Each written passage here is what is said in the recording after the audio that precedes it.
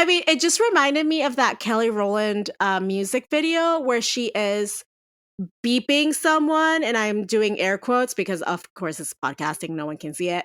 But Helene, and literally the shot is of Microsoft Excel.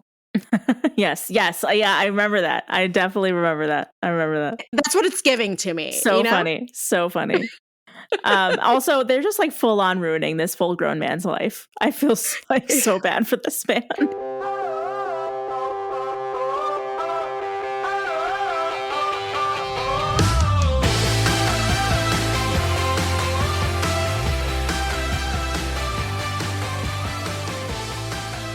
This is Growing Up Millennial, a podcast about all that media we loved in the 90s and the early aughts. I'm Adri, one of your hosts, and a geriatric millennial who grew up in a tropical island. And I'm Helene, your other host, and a quintessential millennial who loves media so much that I just decided to make a job out of it. Well, as you know, if you've listened to the first 2 episodes of this season, we are seeing double because it's all about the legends, the icons who started their career off as Baby Michelle in Full House, the Olsen twins. Also known as Mary-Kate and Ashley Olsen. Also known as the designers behind the iconic fashion brand, The Row. And more recently known as Elizabeth Olsen's older sisters. Well, this episode is all about the true crime documentary, Our Lips Are Sealed, which was released on November 21st, 2000, and was directed by Craig Shapiro. Who, remind me, that was the same director as was it Switching Goals as well, or just Passport to Paris? I can't remember who directed Switching Goals. So Craig Shapiro, let me double check, but I believe he's one of the writers also of this movie. Yes. With his wife and writing partner. They are the same, yes, they are the same writers as Passport to Paris. Right, yes. Okay, that makes sense. But did he direct Switching Goals? I believe he did not. Okay. Actually, I have my notes right here. Let me just double check. No, it was directed by David Steinberg. And so yeah, we've dealt with him before. As a writer, yes. And first time director of this, like just the first time we've seen him direct anything to our knowledge, basically. Okay, well, I mean, I liked this movie, so I think he did a decent job. I also spoiler alert, I love all these movies. This is like the movie that I feel like the majority of people think of when they think of Mary-Kate and Ashley. Like, for anecdotal purposes, I was talking to my friend Lori earlier this week, and I was talking about how I had to record this podcast on Sunday night, and she's like, "Oh, what is the podcast about this time?" Because she knows we ended our previous project. She was a guest on our previous project, and I was telling her about it. And Lori, if you want to come on as a guest, we'll have you. Yeah, she was great on Accio Politics. If you haven't, go listen to Accio Politics. But so she was like, "Oh, what are you doing for your first season?" And I was telling her about how we were doing all the Mary-Kate and Ashley movies. And she was like, Our Lips Are Sealed? And I was like, that's literally what we're recording on Sunday. It's like the first one that comes to people's minds. It's iconic for a reason.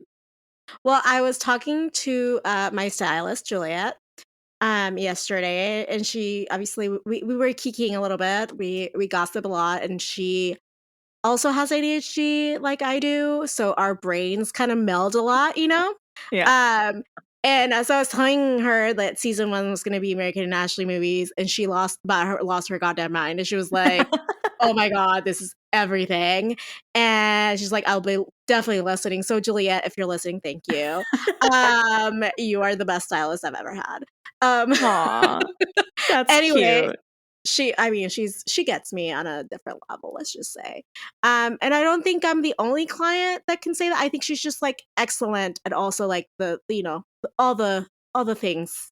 Yeah. Not just the hair, but like the social aspect as well of basically being my other therapist. Anyway, so then I kind of like slipped it a little bit like that, you know, maybe season 2 we would be doing something that is also near and dear to her heart. And she was like, "If you need a guest, please let me know." And I was oh like, my okay, gosh. okay.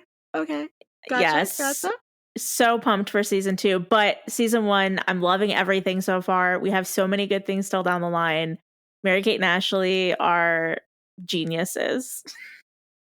I mean, geniuses of their craft, geniuses, like not just in the row, but you can see the genius in these movies. They have always been like at the top of their game, no matter what they did.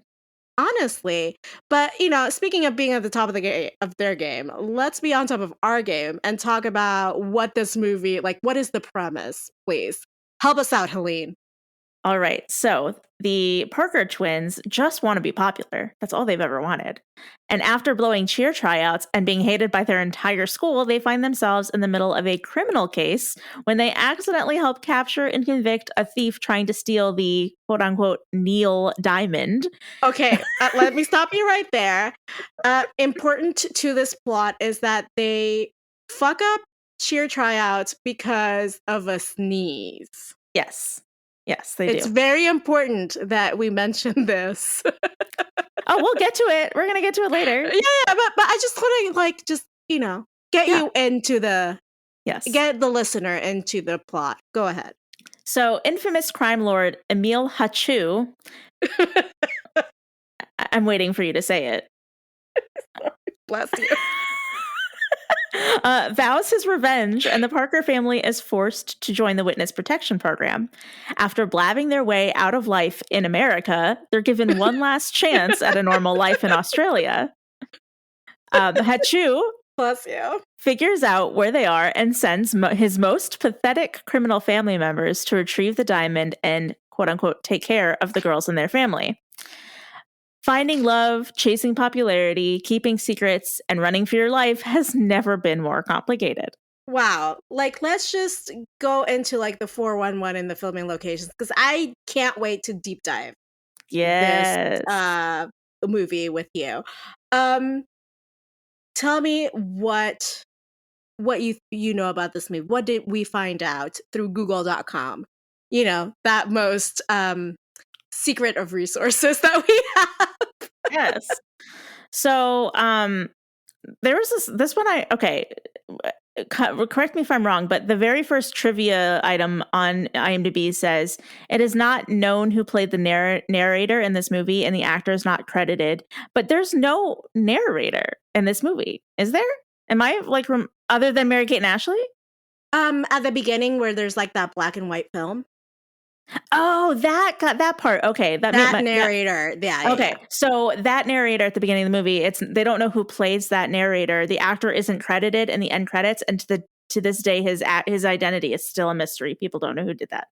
So, and you know what? Mary-Kate and Ashley's lips, they're sealed. Yeah, exactly. Perfect. I mean, honestly, if I had to take a guess, it would probably just be some editor or someone who just worked on the movie. It wasn't probably not an actor, is my guess, because they just needed to get it done. But honestly, the voice work on that was really good. Mm-hmm. But I Agreed. honestly have not watched this movie in about 20 years, to be completely transparent. And I'd forgotten about the beginning sequence of this. Right. And for sure, I was like, I can't tell if this is a real deal thing or not from the 60s. You know what I'm saying? The 50s, 60s kind of real, Yeah, I agree. And man, did I feel stupid when I realized it was all part of the movie. But, let's just be real. I mean, I have more to say about it, but we'll get to it later. Yeah. But I just wanted that out there. It was weighing on my chest, That's fair. And I needed it out there. Go ahead. That's fair.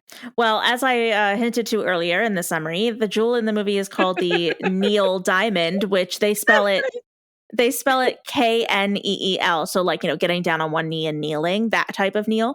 But obviously it's a play on the singer Neil Diamond. Of course. The human. The human. Yes.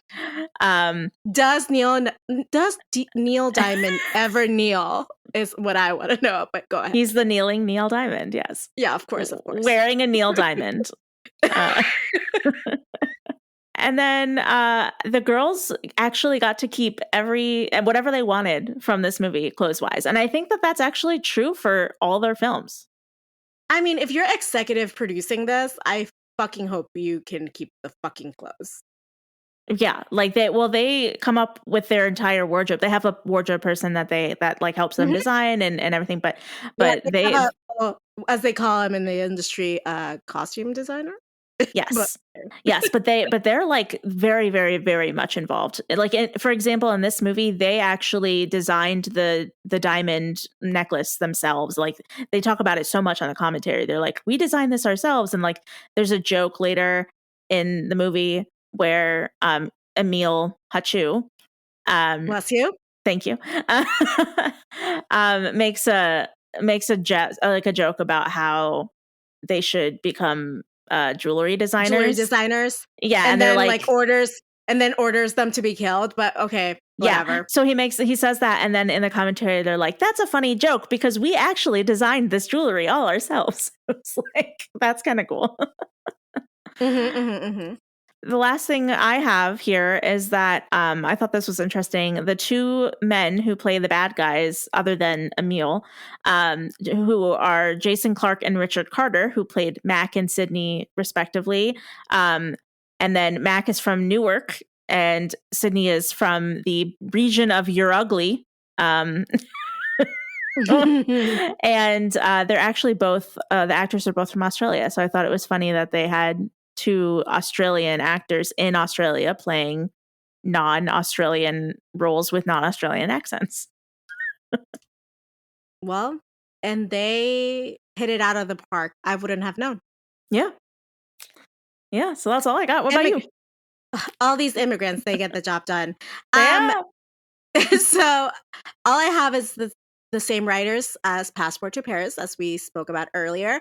Yeah. And this movie was like, I would say 90% filmed in Australia. Like, that was interesting. Yes. You know, let's rewind to Passport to Paris, where they basically filmed at least half of it in California. Yeah, they got like B-roll shots and like basically illegal non-permit filming done in Paris. But everything, yeah. And in this movie, yeah, they had like very few scenes in Los Angeles, but the ones where they're in their bedroom in, like, it's supposed to be in Australia. Apparently all the bedroom scenes were in Los Angeles, but everything else was in Sydney. I mean, that would make sense to me though, right? Like, if it's an interior shot, why would you waste your know, money on Australia filming when you have probably like cheaper location shots? Yes. However, the kangaroo, because there's kangaroo. Whenever the kangaroo, yes, Boomer. Whenever Boomer, who is the name of the kangaroo, by the way, it was Vince. The Australian kangaroo's name was Vince. They had two kangaroos. They had an Australian and American kangaroo because sometimes they would have shots of the kangaroo in their bedroom, which was in Los Angeles. So they had a Los Angeles kangaroo and an Australian kangaroo. And apparently the Los Angeles kangaroo was like mean, but the Australian kangaroo, Vince, was very nice. Maybe the Los Angeles kangaroo had been body shamed to oblivion. You don't know. Yeah, I also think maybe he's just like, I'm not supposed to be in Los Angeles. I want to go back to Australia. Yeah, well, that too. Like, like the kangaroo saw how the toilet flushes in America and is like, I am not in the right place. Yeah, it's going the wrong way. The swirl in the wrong direction. I'm not in Kansas anymore. Okay, anyway. I don't have any good transition from this. So let's dish. Let's get into this movie. Oh my gosh. Okay. All right. I'm going to scroll. I'm sorry, listeners. I have to scroll down 5 fucking pages to get to my notes because someone here has 5 fucking pages worth of notes. So if this here podcast ends up being 3 hours long for an hour and a half long movie, I am sorry. It is not my fault. It is Helene's. I'm thorough. What can I say? I'm thorough. My fucking God. Like, I don't know. there are probably FBI case files that are shorter than this, Helene. Probably. Definitely their file. Definitely their file in this movie. The file is like 3 pages of like nothing but like words that are like big printed. Yeah. Anyway, we'll get to that. We'll get there. We'll get there. So we open, as we hinted earlier, on this like old-timey black and white propaganda ad for the Witness Protection Program. According to the commentary, they included this to kind of give like a background refresher on the Witness Protection Program for people who didn't know what it was when they watched the movie. So. Okay, so I have a lot of thoughts on this video. First of all, before the video, the fonts have improved significantly on the credits. Okay. You always talk about the fonts, so. Well, I am nothing if not consistent. So I'm going to give credit where credit is due, where the font is no longer Comic Sans or some weird ripoff of the Friends font. Yes. Like in Switching Goals. This one is blocky and kind of like kooky, but like in a fun way. Yeah. I appreciate that. Thank you. You could tell they have more money for this movie too. And what I thought they were doing with like the propaganda video, and maybe I misunderstood because of course I misunderstand things all the time as someone who is on the spectrum. And, social cues sometimes are hard. Is that it was like the video they play to you when you are entering Witness Protection Program. Sort of, yeah. I mean, or if you're like a welcome to the Witness Protection Program. Let me tell you what we do here. Yeah. Either that, or it's like a training video for people in the FBI who are like training to work in the I believe, and I only know about this. Let's just not even say I know about this. I only understand this through the lens of TV and movies because, of course, I know nothing about the Witness Protection Program, as I'm sure it's by design. But the FBI doesn't handle that. It's the U.S. Marshals.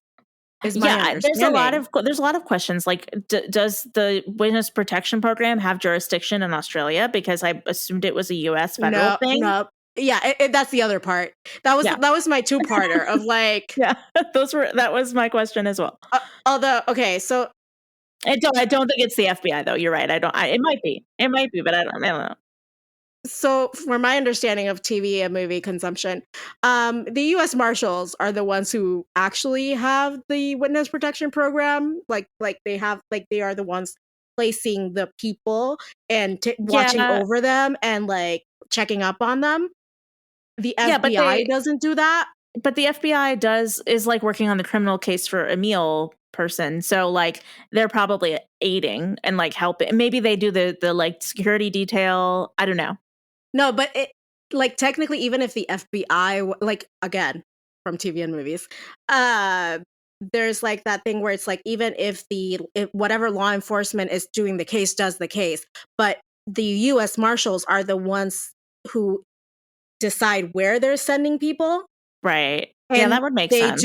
And they do the actual like logistics of sending people. Listeners, if you either work for the Witness Protection Program or are in the Witness Protection Program, please feel free to email us. Please feel free to email us at gummypod@gmail.com. Tell us all about your experience and school us because we know nothing, obviously. Also, like just sending like the idea of the FBI whose jurisdiction is just federally owned land of the United States to send people to Australia, which would be more of a CIA domain, is so fucking unreal. Would it be a CIA domain? I don't know. I have no idea. The CIA cannot operate in U.S. soil.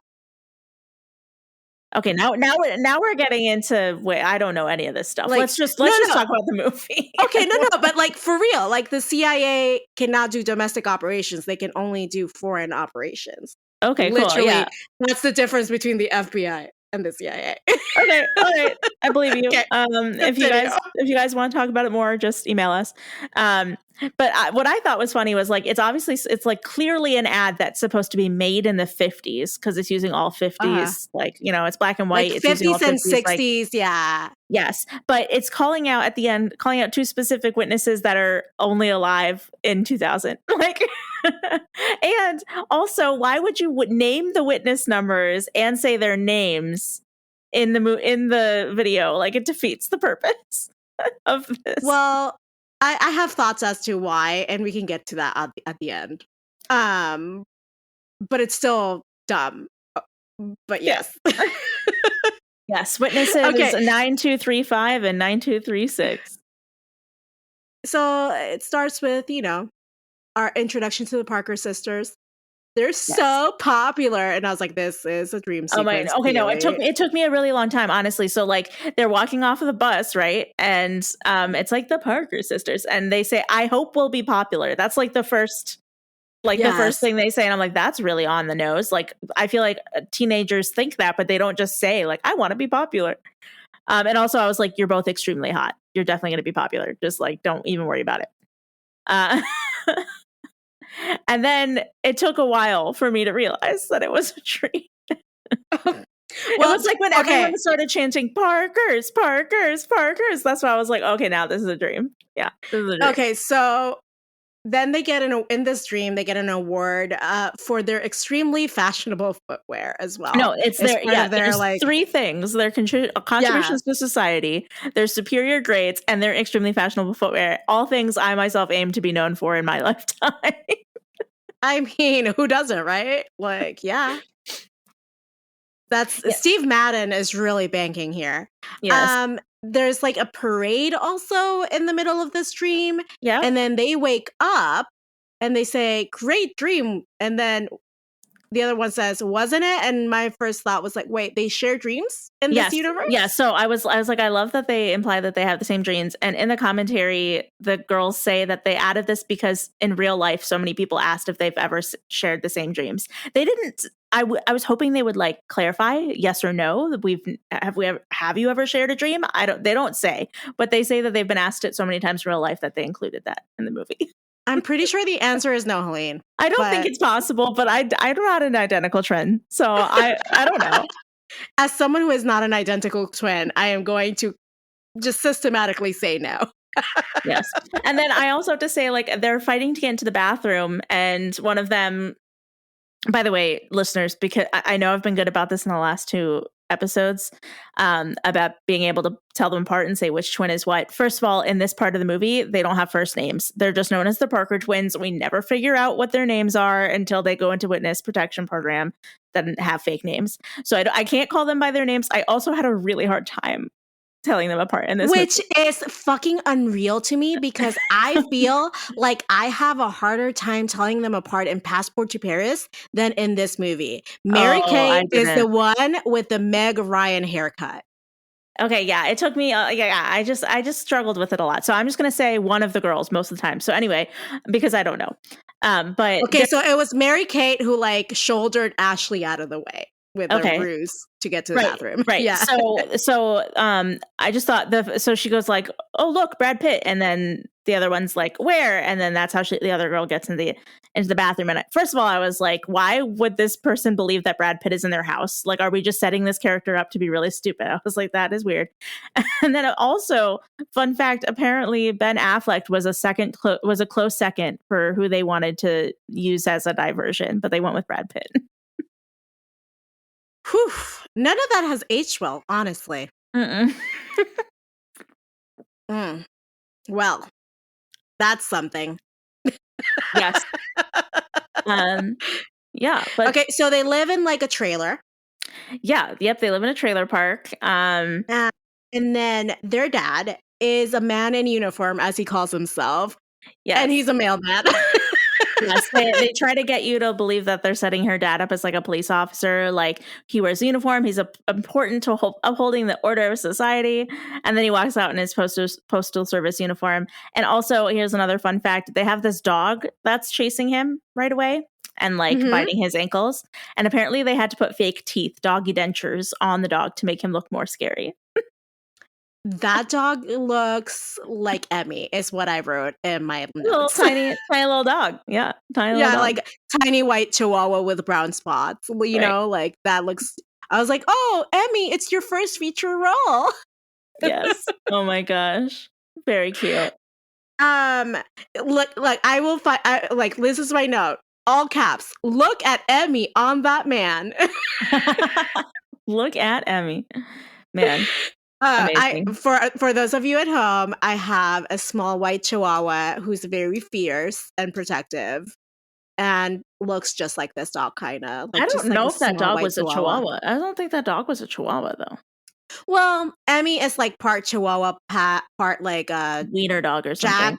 Jack Russell Terrier type. Oh, I could see Jack Russell Terrier. Yeah. Yeah. Yeah, she's not that long. She's not long enough to be a wiener dog. She's just like a little tiny, like little juicy burrito, as we call her in this house. Yeah. Then we have the Parker sisters having the battle of the blow dryers. Yeah, I was watching this. And I was like, why does this feel like I'm looking at the inner workings of like the male gaze? Like the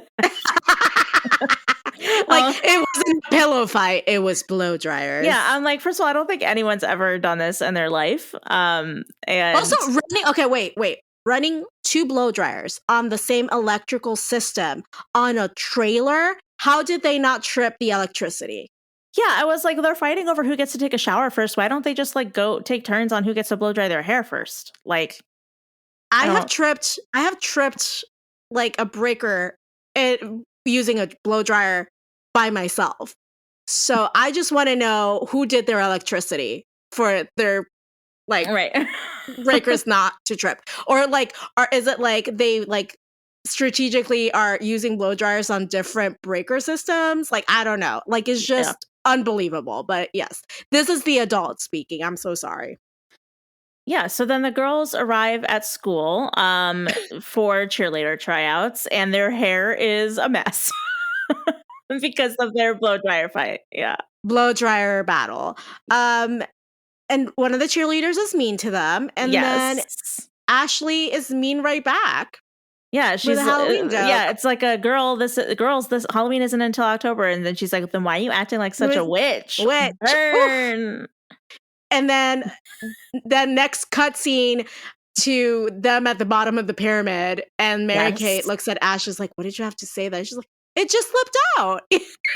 Yeah, they have a really hard time. They don't have a filter. They have no filter in this movie. Neither of them. They have a really hard time not saying what's on their mind. So, one of them sneezes. I don't remember who. Maybe Mary-Kate. I think it's Mary-Kate. Yeah.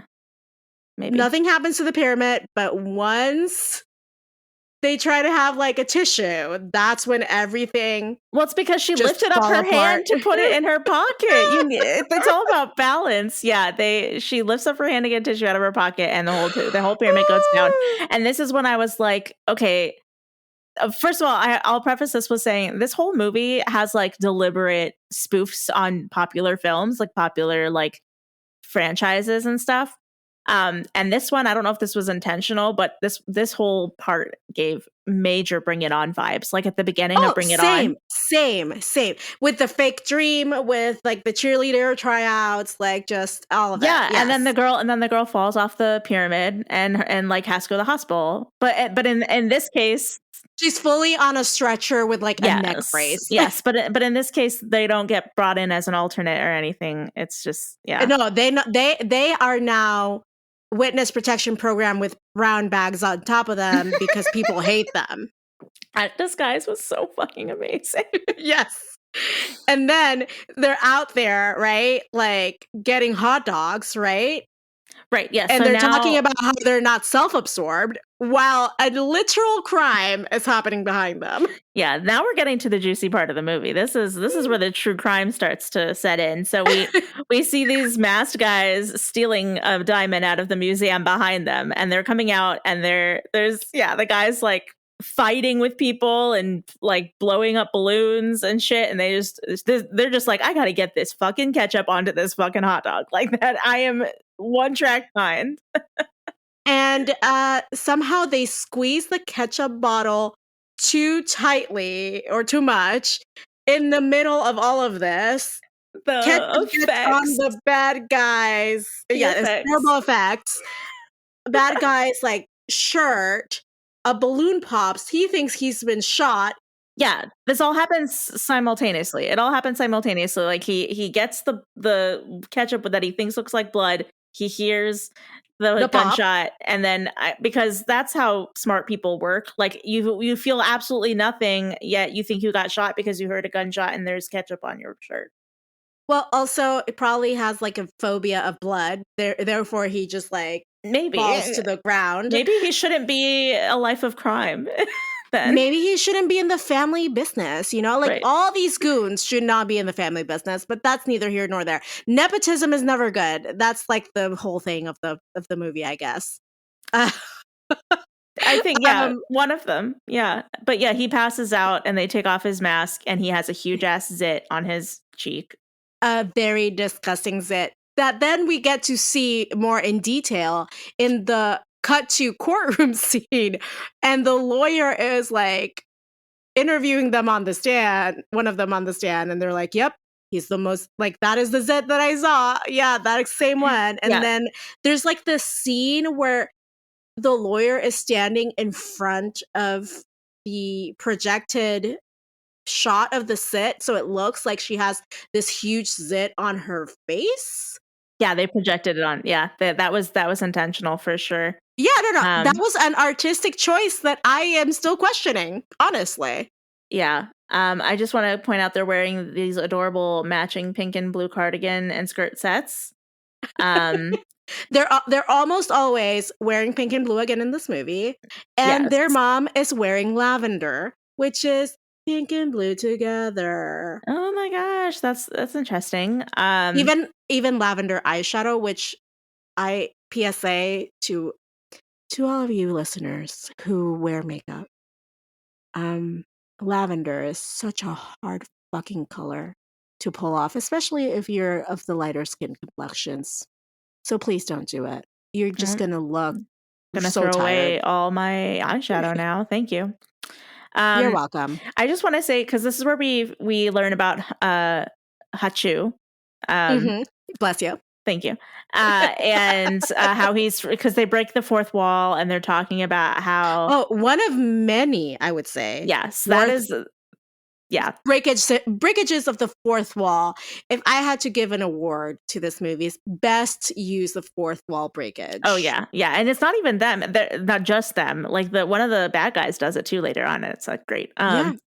I love it. Breaking the fourth wall is like one of the cheesiest, most beloved things that anything, like that's why I loved She-Hulk so much. She broke the fourth wall, and I love that she broke the fourth wall. Like I just love when they do that. Yeah, I think it's like a you love it or hate it, because I know a lot of people who really hate it, but I love it. Actually, as an avid watcher of reality TV, I am loving this new version of reality TV, and I know that I'm speaking to a very niche group of people. The newest reality TV is less, I would say, edited in a way that, like, you can see sometimes producers, you can hear producers now. Yeah, there's more fourth wall breakage. I really enjoy those moments because it feels more real to me. Yeah, I agree. I would agree with that. And this is very tongue in cheek the way it's done. I feel like I really like it. Yeah, same. I want to call out though, because his name is, I'm gonna say it again. His name is Hatchew, and thank you. And I think that it's funny because it's just like it just reminds me of their sneeze in the pyramid. Yeah, literally. So that's part of my notes. I was like, Hatchew family, because achoo, and there goes the pyramid. Another fucking joke I didn't catch as a child. Okay, and then I said, I'm sorry, I'm so sorry. And then I said, what else is in store for me? Yeah, and I also want to point out that if this movie was Jewish, they would be saying Gesundheit instead of bless you, but it's whatever. Well, yeah, in Spanish you would say salud, I guess. So. That makes sense, yeah. So we find out that the guy that they help convict with the zit is the nephew. By the way, he was under a lot of stress, okay? Yeah. You know. Anyway, so he's the nephew of the crime lord from You're Ugly, which is the. I just can't believe that's what they went with. And at the end, when the guy's getting taken away into handcuffs, Emil is just screaming at them like a maniac, like I'm gonna get you, like you're on my list, basically. And I think it's Ashley turns to Mary-Kate and is like, what a drama queen.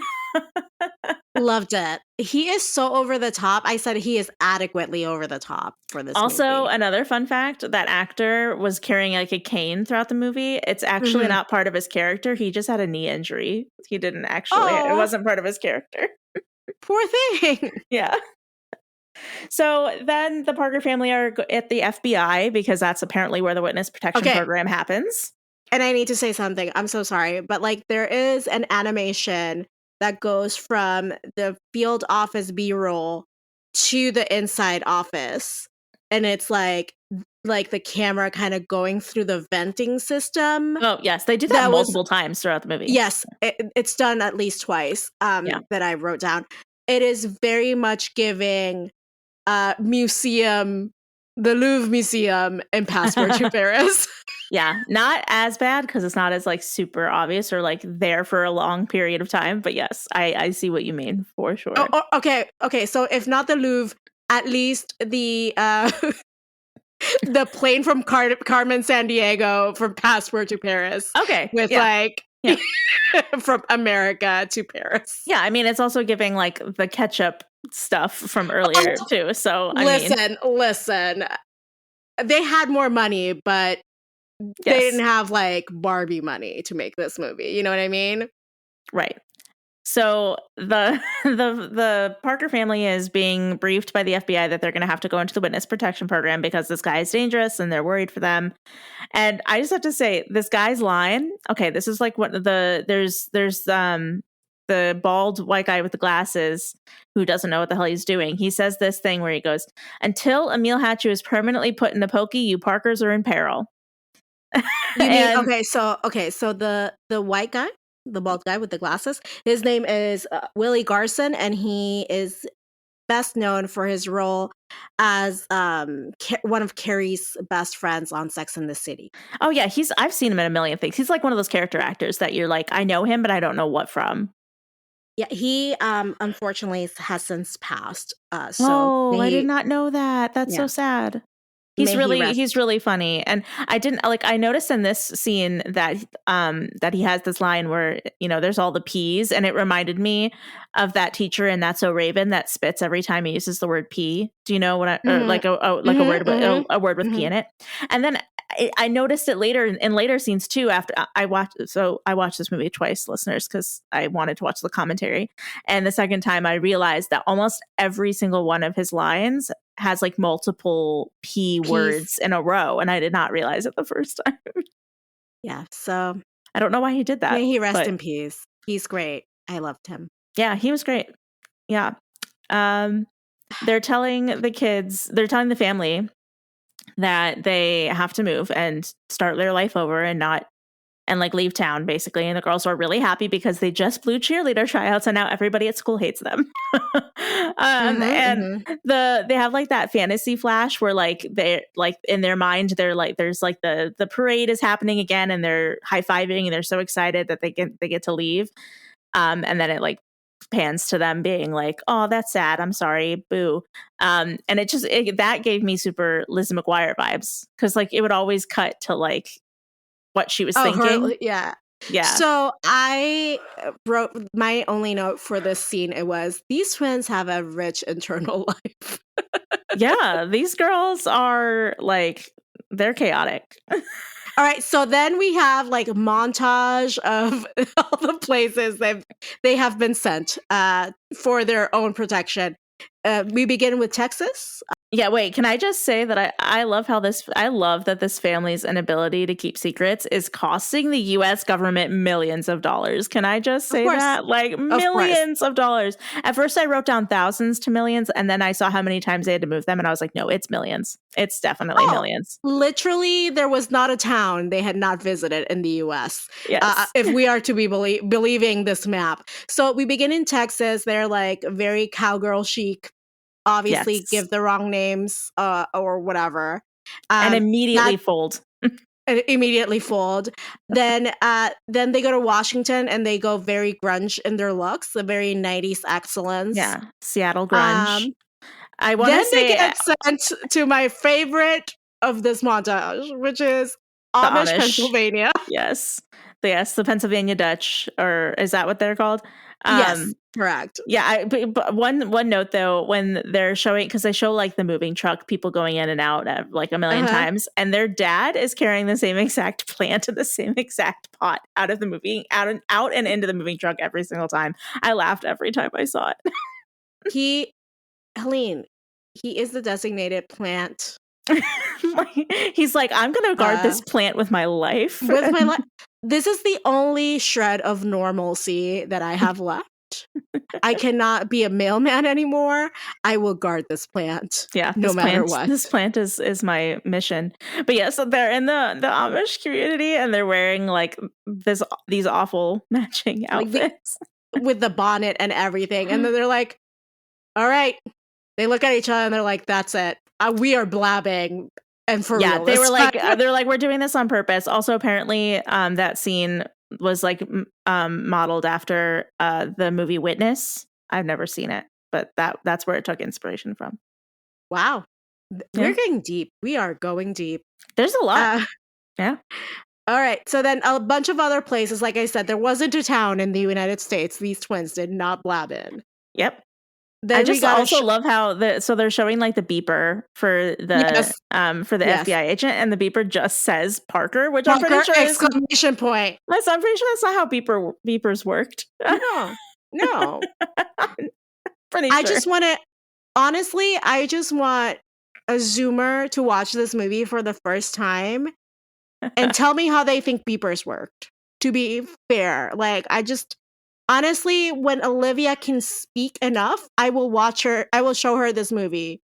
And I'm going to ask her, so how do beepers work, do you think? Because like, I want her to tell me. At one point in the movie, they're like, I rang his beeper and left a message. And it's like, are people thinking that when you can like just like hold the beeper up to your ear and hear like a voicemail? Like, what do they think is how you leave a message on a beeper?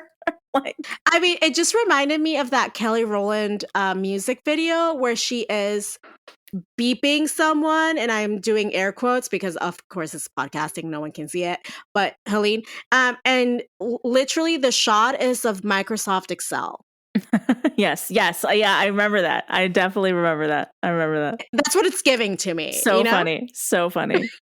Also, they're just like full on ruining this full grown man's life. I feel like so bad for this man. Yeah, I wrote in this is a montage for the ages. And then we have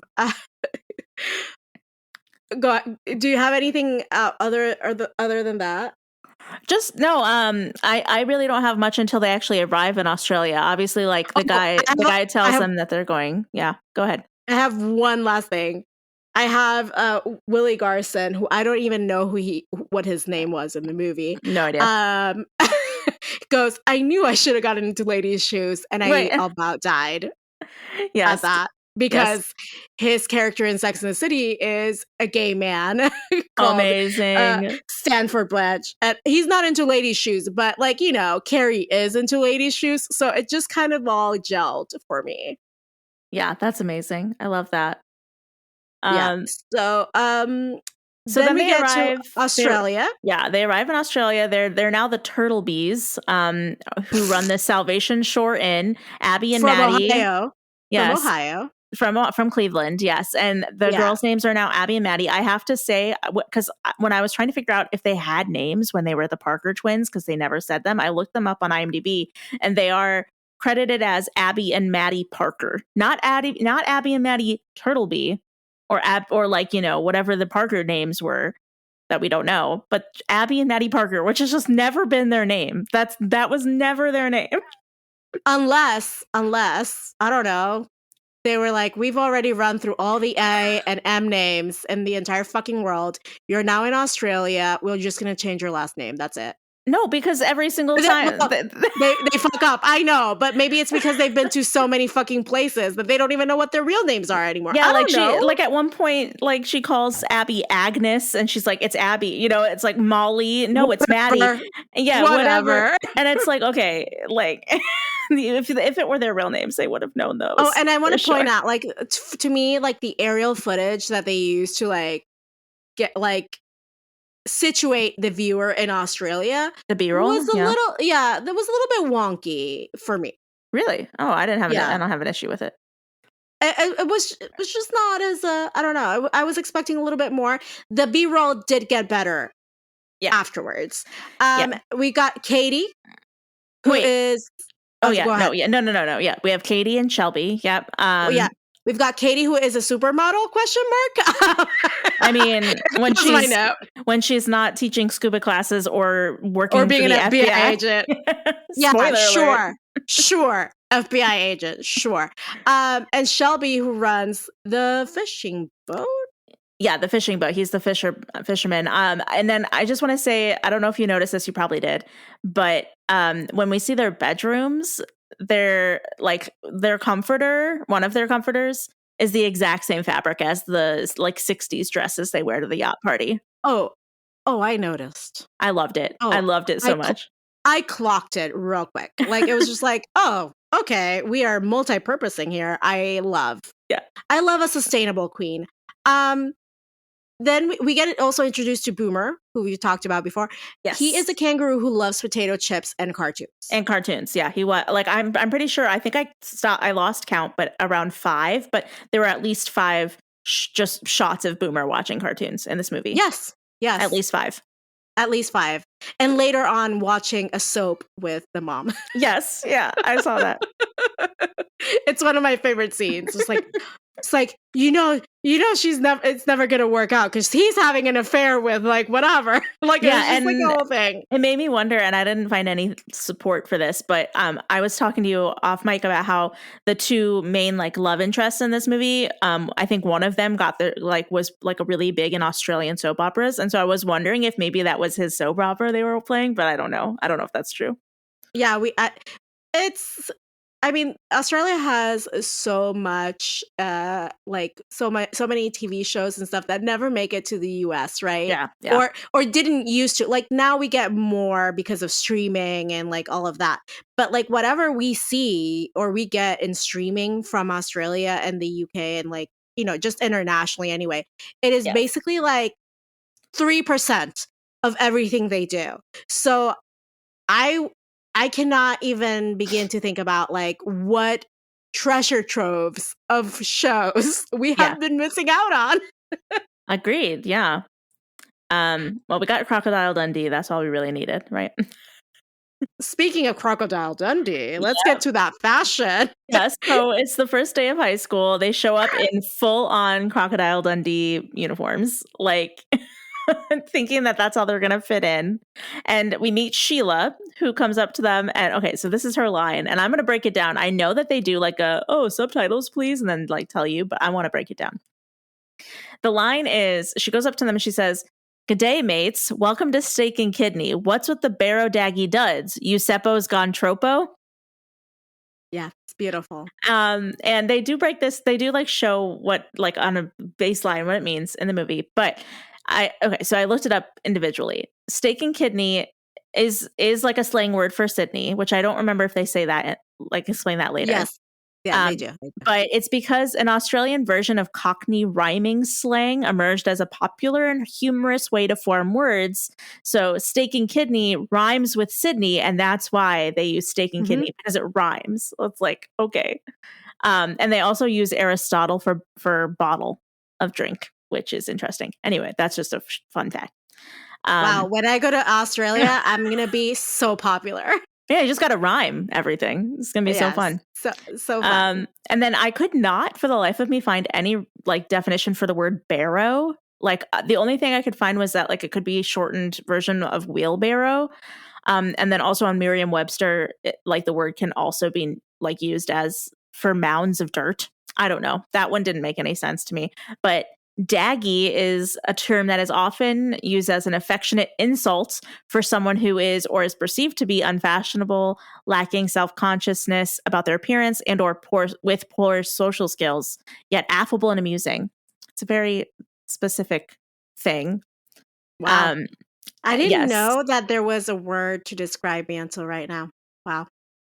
To describe what? Me. Oh. And then duds are just a Australian slang for clothing. Seppo is now this one I thought was really interesting. Seppo is an American, and it's because Okay, so basically they took the word Yankee, they shortened it to Yank, and then the Cockney rhyming comes in, and they rhymed it with tank, and then they lengthened that to septic tank, and then shortened it back down to Seppo. Beautiful. Isn't that fucking crazy? And yeah, then, we just call in Puerto Rico, we just call American gringos, you know? Yeah. Well, now that's just, that is a bit more straightforward than Seppo, because there's a lot of thought that goes into everything here. It's kind of crazy. Which, speaking of crazy, tropo means crazy, because it's supposed to be like crazy, mad, or strange behavior, especially as attributed to hot weather. So tropo, tropical.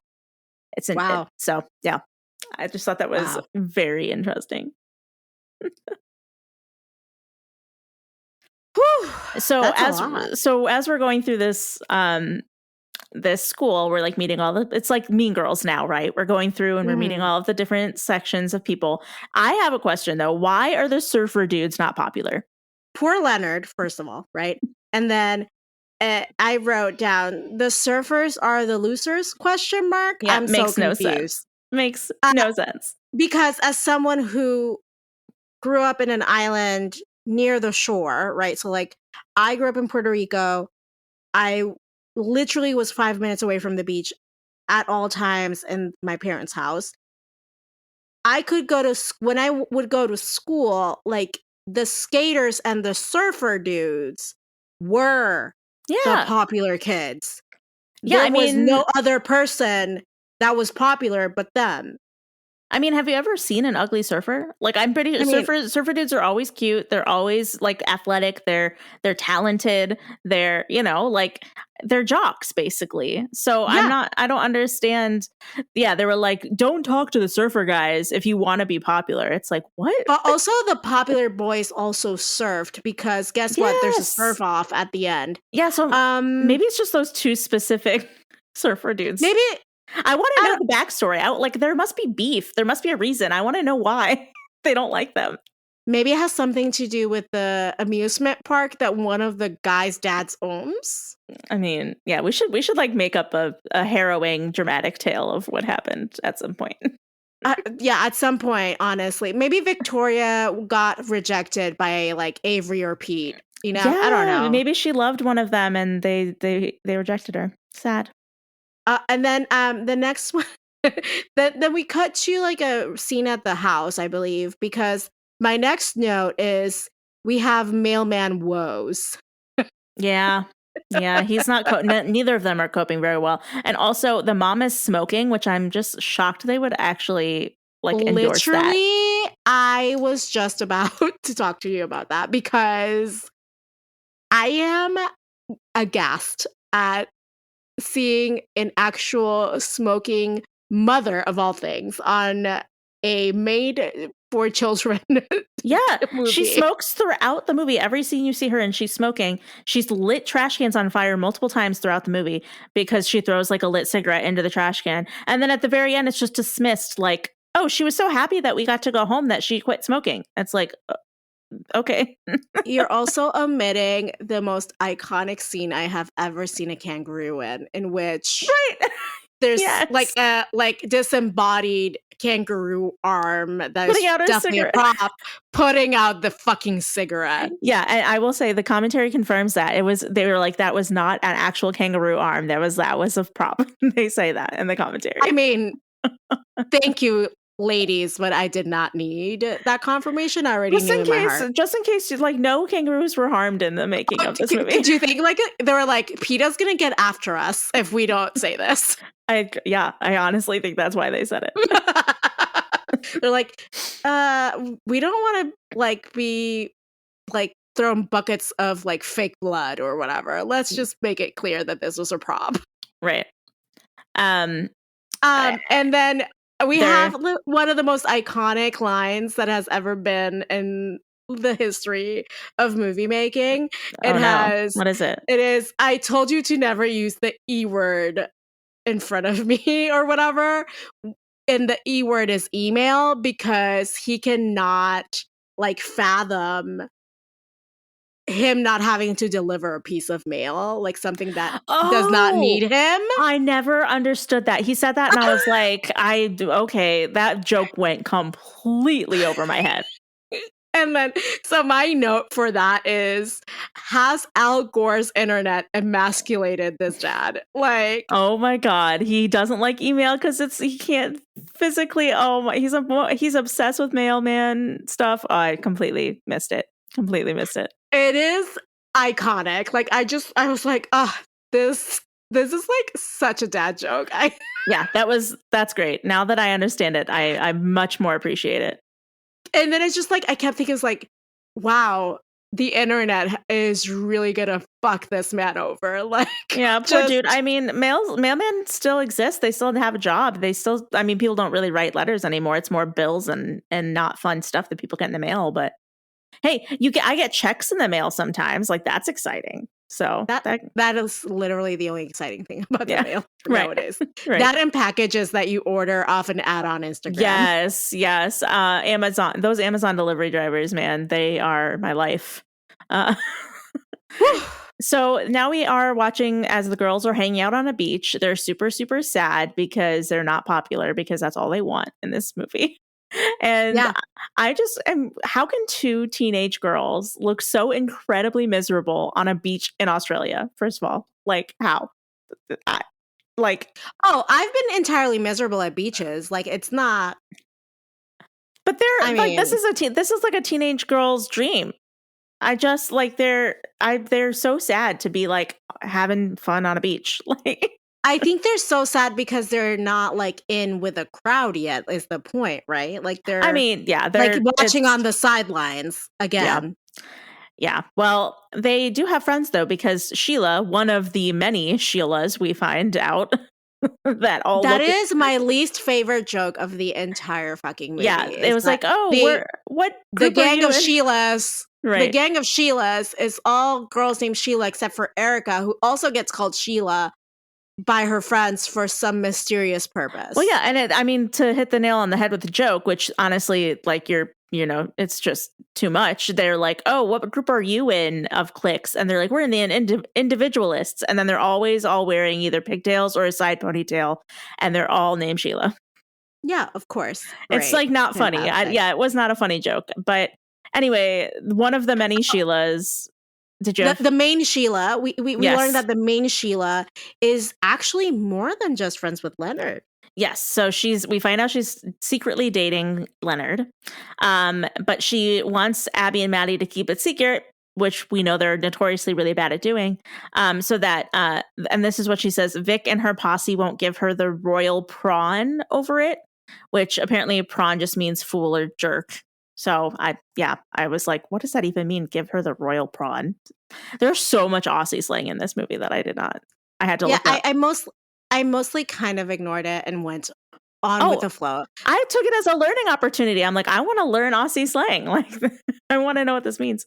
But I get it. I am fully in my I don't give a fuck era of what are Zoomers using? Don't care.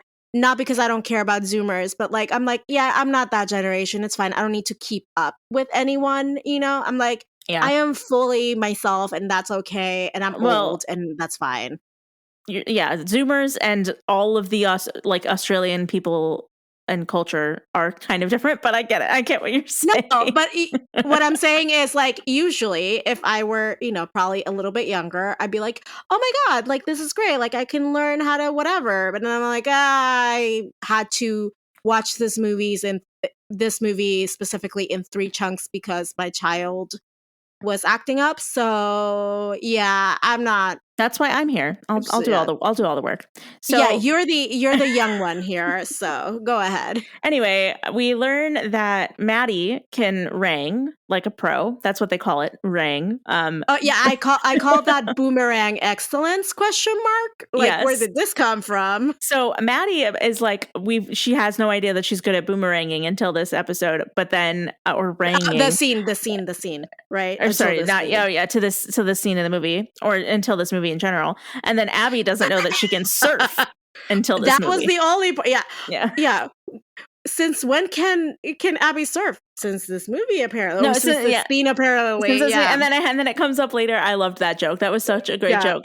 And like they're doing the runaway, and the guy, they get in the car, and they're like, since when can you drive? Since this scene apparently. I just love it. Like, it's just great dad jokes all around, like A++, honestly. Yeah. Every time they like literally talk about being in the movie, I love it. It's great.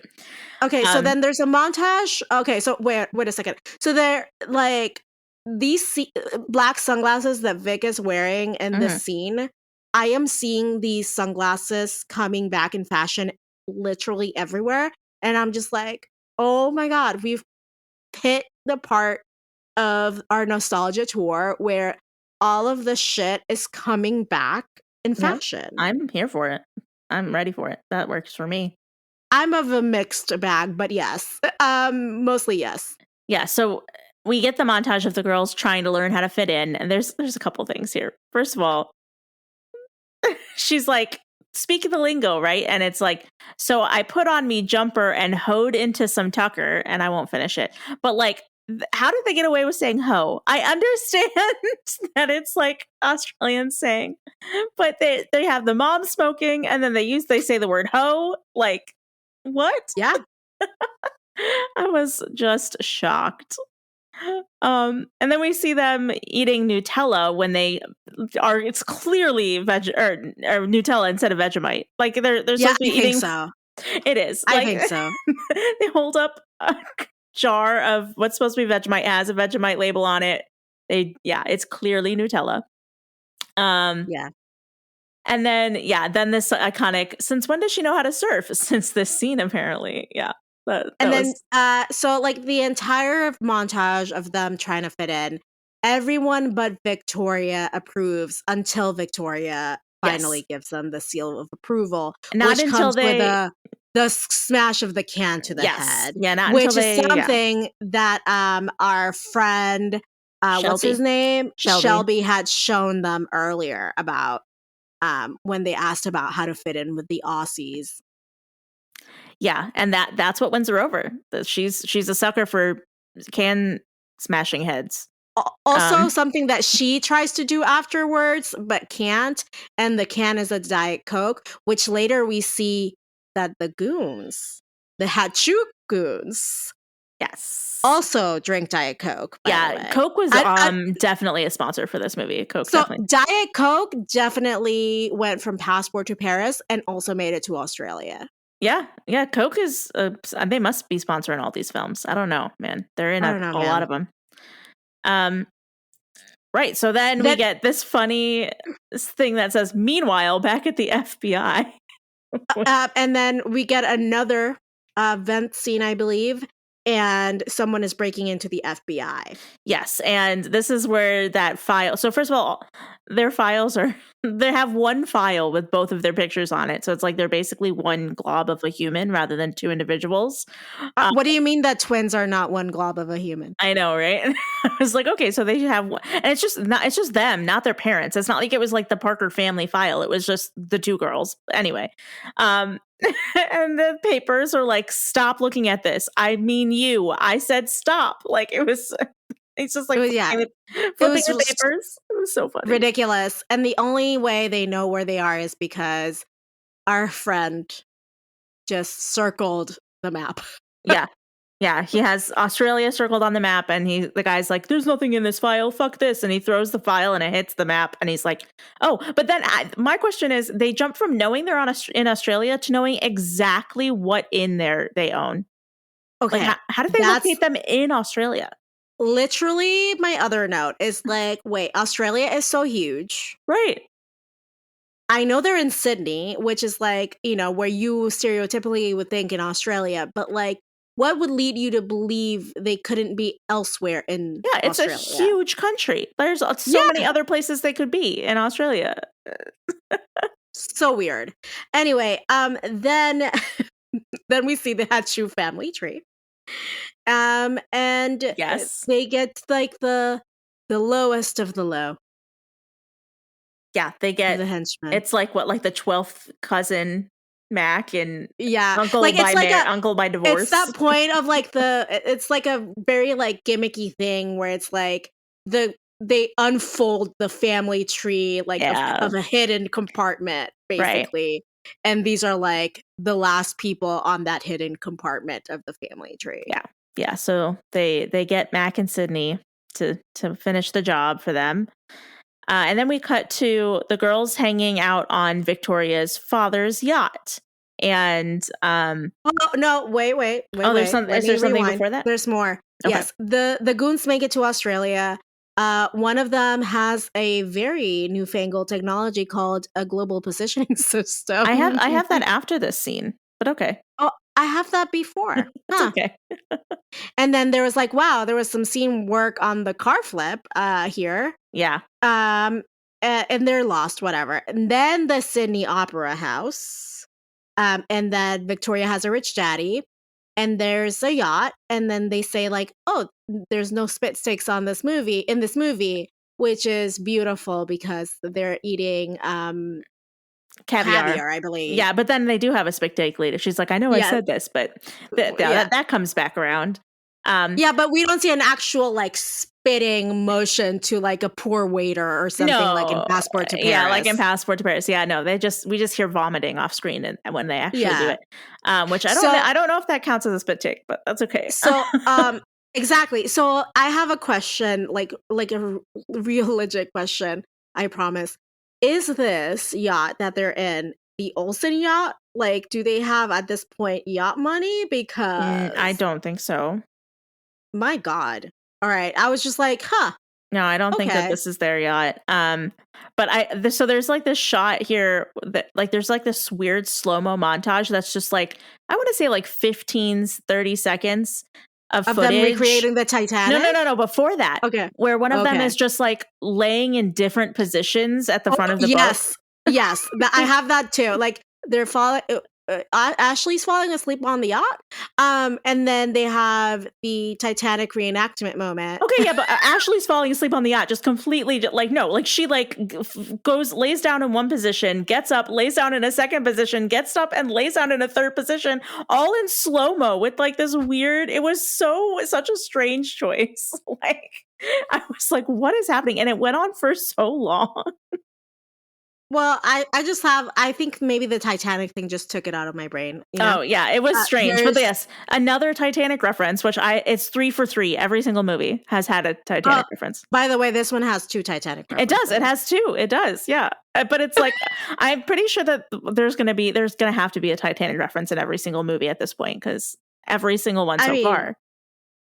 I mean, we're 3 for 3. Let's see what happens next week. Yeah. Or next time we record. All right, so yeah, the bad guys are lost. This is where we see them. So then we cut to the guys being lost after their like car crash or like car flip. Then one of them is checking their email with which like the other guy gets like the older guy gets really pissed off about. Yeah, he has an aversion to technology. He hates technology in every very much like the dad. I am telling you, Al Gore's internet is melting the brains of these men. Yes. And then we do a montage of like, 2 days later, 3 days later, whatever. 5 days later or whatever. And I was like, 5 days without food or water? Yeah, like, I counted. It was a total of 10 days. A total of 10 days. Without food or water? Are you fucking kidding me? I was like, yeah, that's not. And also like, there's no way, even if you're like walking in like a huge circle, there's no way you can walk around for 10 days in like and not hit civilization. Like there's just like, I don't think that where did they get lost? Like the middle of a swamp or what? Like they were in the desert. But yeah, it was weird. It was very odd. Just, also, I want this on the record that like Australia is notorious for having like these very big critters that are venomous as well. And I'm just like, everything will tell you. 10 days and you didn't even hit like one spider? Or like one rattlesnake or anything. Like that's crazy. That's insane. Like, I don't know. Like I've seen videos where those spiders make it into people's homes. Like those spiders hit civilization way more quickly than these goons. Yeah. Yeah, like the brown recluse or whatever. It's not like the deadliest spider. I'm pretty sure they have those in Australia. Yeah. Oh yeah, they have all of it. Like everything that you can think of that is venomous and terrifying, I would multiply it by 10 and they have it in Australia. Yeah, like, everything in Australia is trying to kill you. That's for sure. Yeah. So then we have we're back at the go ahead. beach. Yeah, We're back at the beach with their new popular crew of friends, and Abby blabs. she tells Vic immediately, first chance she gets, that Sheila's dating Lenny. Well, immediately. To be fair, it was 10 days later, if we were to believe the montage. Unless that was like happening simultaneously with the movie, but yes, it could have been 10 days later. Yeah, it's possible. But then, so the surfer dudes come up to them and they throw around insults for a while, which is what this happens multiple times throughout the movie. They just like insult each other for a little bit. And then Vic invites the girls to her yacht party and says that if she hangs out with either of the surfer dudes, they can't be her friends and can't come to the party. I also want it noted that the surfer bros, the surfer dudes are wearing red and blue respectively, and the girls are wearing usually pink and blue respectively. So that's true. Also, is it Peter? Is it Avery and Peter? Are those the two? Yeah, Avery and Pete, I believe. Or Pete, yeah. Pete looks like 12. He looks so young compared to Avery in this scene. And Avery looks 25. Yeah, and it's weird because it's just in this scene. He looks so young in this scene, and then later on, he looks older, but like he looks like a little kid. Pete was like mid-growth spurt, and like whenever they were filming this movie, and like the hormones kicked in for like the later scenes that he's on. Because when I was watching it first time, I was like, "There's no way that these are the like." I was like, "Okay, this is one of the." What do you call it? Love interest. Love interest. The other one, because the other one can't be a love interest because it looks like he's his little brother. Like, there's no way. I guess that's like the chance you take when you have like teenage actors and you're like in your thing. Like maybe that's why they cast a lot of 20-something-year-olds to play like high schoolers, because the changes can be very drastic. Month by month when you're a teenager. All right, so then we cut to the Sir William Wallace bar. Yes, yeah. I think this is the goons have reached civilization. Yeah, fun fact about the bar, apparently like that bar is the one where Mel Gibson got the idea for Braveheart from the bartender. That's apparently the lore behind the bar. But yeah, they get quite the bar, right? Yeah, it's famous. But they get kicked out because the guy asks them, "Where are you from?" and he says, "You're ugly." And the guy's like, "Next time, please just tell them New York." New York, yes. That was really funny. It was great. It was beautiful. Okay, so then the girls, Mary-Kate or Maddie, right, is paddle boarding with Katie. Yes, and Katie just knows that there is something in her heart. Yeah, this conversation doesn't pass the Bechdel test. The first conversation passes the Bechdel test with Katie, but not this one. Not this one, because Katie just goes into it like, who's what the boy? His name? Yeah. Who's the boy? Yeah. But that is not the same interaction that Abby has with Shelby. Shelby. It's just that it's a lot of like names. There's all the Sheilas and then there's Shelby. Like this is a woman's name for a man. I don't know. I know. I get it. So yeah, they get separate pep talks from Katie and Shelby about like you have to be yourself. Like yeah, it's very that's the theme of this movie is like don't worry about being popular, just be yourself. That's the theme. And also that sharks can swallow whole sneakers. Multiple sneakers. That shark had a serious foot fetish, is what I'm saying. Yeah, I'm like, are we to believe that like he ate a human and digested the human and all that was left were the shoes? Is that what we were meant to believe, or that he just ate the shoes and that he ate the shoes? He ate the shoes because Shelby has been looking for those shoes. Yeah, I was like, it would be Remember? really, yeah, I do remember that now. But yeah, it would be really funny if like, it's like, oh, that's all that was left of him. Like, I knew that he had been gone because we found the shoe. yeah, because they were like 2 matching shoes. But Yeah. really the theme of that is just, you know, our oceans are disgusting and we need to stop littering in them. That's what the lesson is. I thought the lesson was that sharks are also into footwear, just like Willie Garson thought he should be going into ladies' shoes. But Yeah, who knows? they're gonna get a national day for themselves, an award for their amazing This footwear. is like the third. This is the third shoe reference This is in true. the movie. Yeah. Yeah. So, then we got the spit take, which is basically Abby just barfing sounds. That's all it is. I get it though, because that the like water was gross. That they Yeah. I can't. Yeah, I can't. Okay. Then we get a next scene is the henchmen using a payphone. Yeah, they Remember those? Yeah, so they get a room at the family's inn. Okay, so I have questions about this. Yeah. How can you make a reservation when you don't even give your name? I mean, this lady, their mom is so fucking happy that they have a reservation at all that she's like, I don't even know. She might have been lying because she keeps on saying we had a cancellation 2 minutes ago. No, literally, these are the only guests they've ever had. Yeah, she's like, we've been there for 2 months and these are the first guests. I'm like, what? No one, like they have a prime property. Like you see multiple shots where the inn is on the beach, like on the water. It's really cute. Yeah, they basically, honestly, the US government hemorrhaging millions here. Like that, purchasing that land and that inn, definitely at least $1 million. Yeah, for sure. It's just so funny. Yeah, they get the room and it's like they're like, oh well, you'll meet our daughters at dinner tonight, and it's like, this isn't a bed and breakfast. Why does everyone at the inn have dinner together? What is happening? And the dinner they have is shark casserole, and it has like a little fin on top. Yeah, and it just looks like mashed potatoes. Honestly, it is. Yes. In the commentary, they say it's literally just mashed potatoes with a fin in it. Okay, that's what it is. With like a fondant fin, because also, it's really not real. Yeah, I want to call out. So like they're wearing like these comfy sweatshirts in this scene, both the girls, and one of them is wearing like Niagara Falls sweatshirt, and the other one's like a St. John's something's college shirt.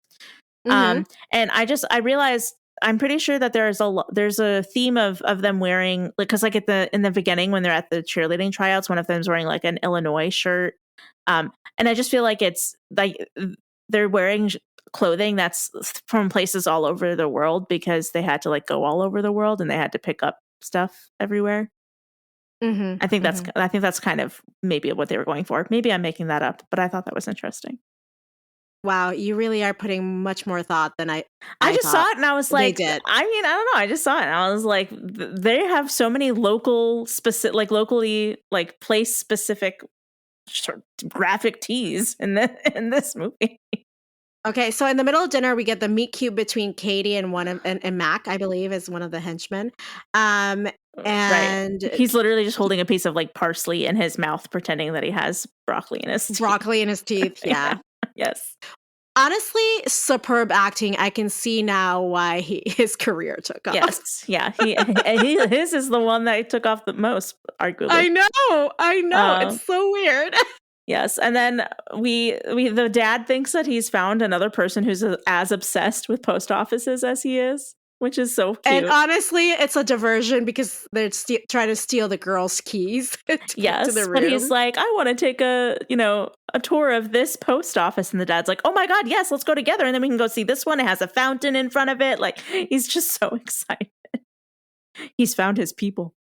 And then we learn that Abby has found the diamond in her backpack, thinks it's part of her jewelry making kit, and makes it into a necklace. Yes, yeah. And also she's like, what do you think of it? And her sister is like, it's kind of 90s. And I'm like, this movie came out in 2000. The 90s was 1 year ago, ma'am. It's not like I don't think that's the insult that you think it is. Yes, the 90s was literally last year. Calm down.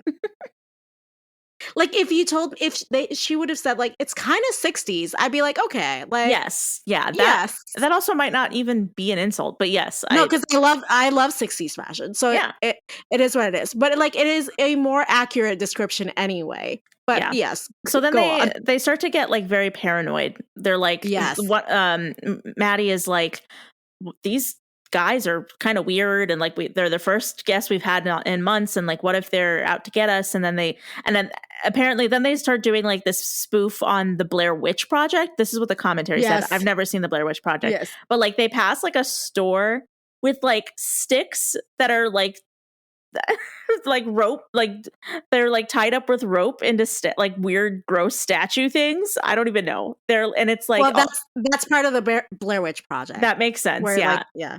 Yeah, I didn't get it, but I assumed that was a thing. And they're all scared, and there's scary music, and they're running away, and that like because like there's people staring at them. What is with the guy in the car that's just holding a hammer? Did you see that? I don't know, man. That was freaky.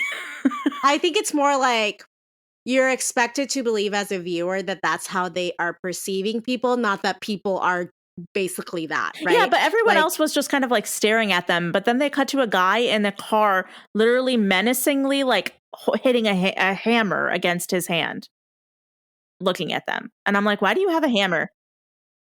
I just thought it was more of like their rich internal life, as I've said earlier. Very imaginative women. And then who would they run into in all of the world? But the two very uncool, let me make sure that we know this, very uncool surfer boys. Yes, their crushes, Pete and Avery. And they decide to go to Luna Park, I think is what it's called. I think it might actually be a real place. And it is closed, but guess what, guys? That's not a problem because Avery's dad owns that park and they have the keys. Yes, so now they don't have to wait in any lines and they can just run around the theme park and have fun together. But my question is, the boys seem to know how to accurately operate all of these rides? ? Avery says that he's worked in the park for years. Okay, well then that makes sense. But then but then explain this. So they're riding the roller coasters, right? Okay, I know exactly what you're going to talk about. How can they all get into the roller coaster and then how can they get out when you have to press a button on the outside of the chair of like whatever car is to release the safety harness? Yeah, so they can't all four be in it at the same time, guys.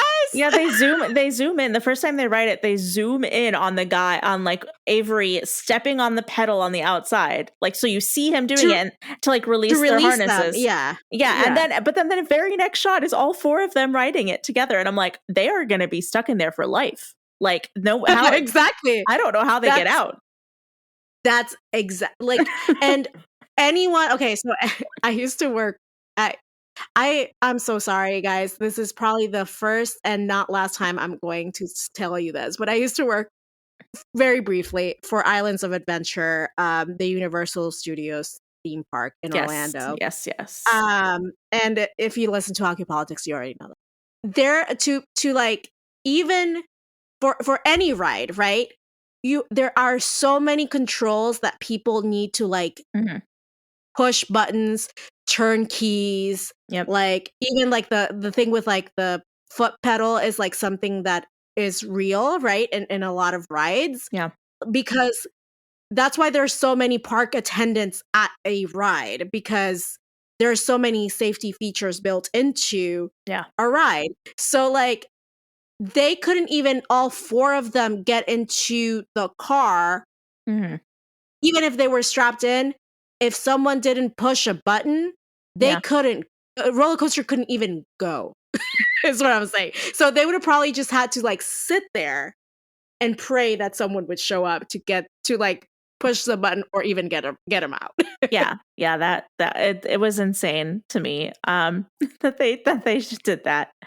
And then they also do all these like weird optical illusions. The optical illusions in this scene from like when they're in the fun house or whatever, and like when they're going down that slide, that is what reminded me of like the Louvre thing. Like it's like I feel Really? like I'm on acid. Like this is so crazy.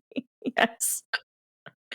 And then Avery says to Abby, surfing is a way of life. And she Yeah. looks directly at the camera and says, he's a bit much, but he's cute, right? And I'm Yeah. like, okay. It's like ball is life, but it's surf is life.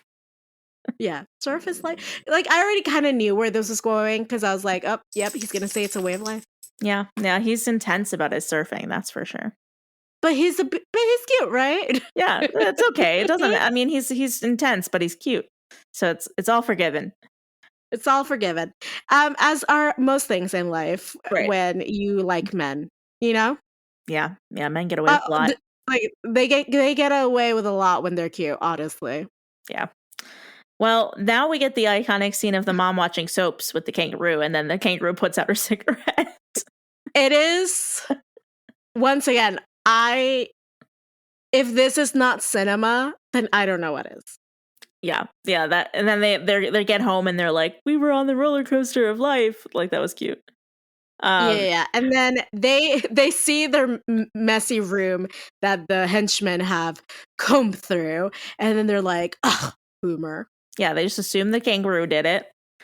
Well, but what they don't know, it was another boomer, which is like one of the henchmen is definitely a baby boomer, Oh, probably. Yeah, Sydney probably for sure.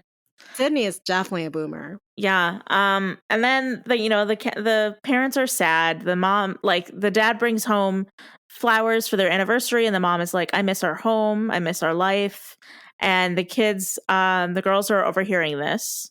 And of course, as kids do. Yes. And so they convinced their mom and dad to go camping to celebrate their anniversary.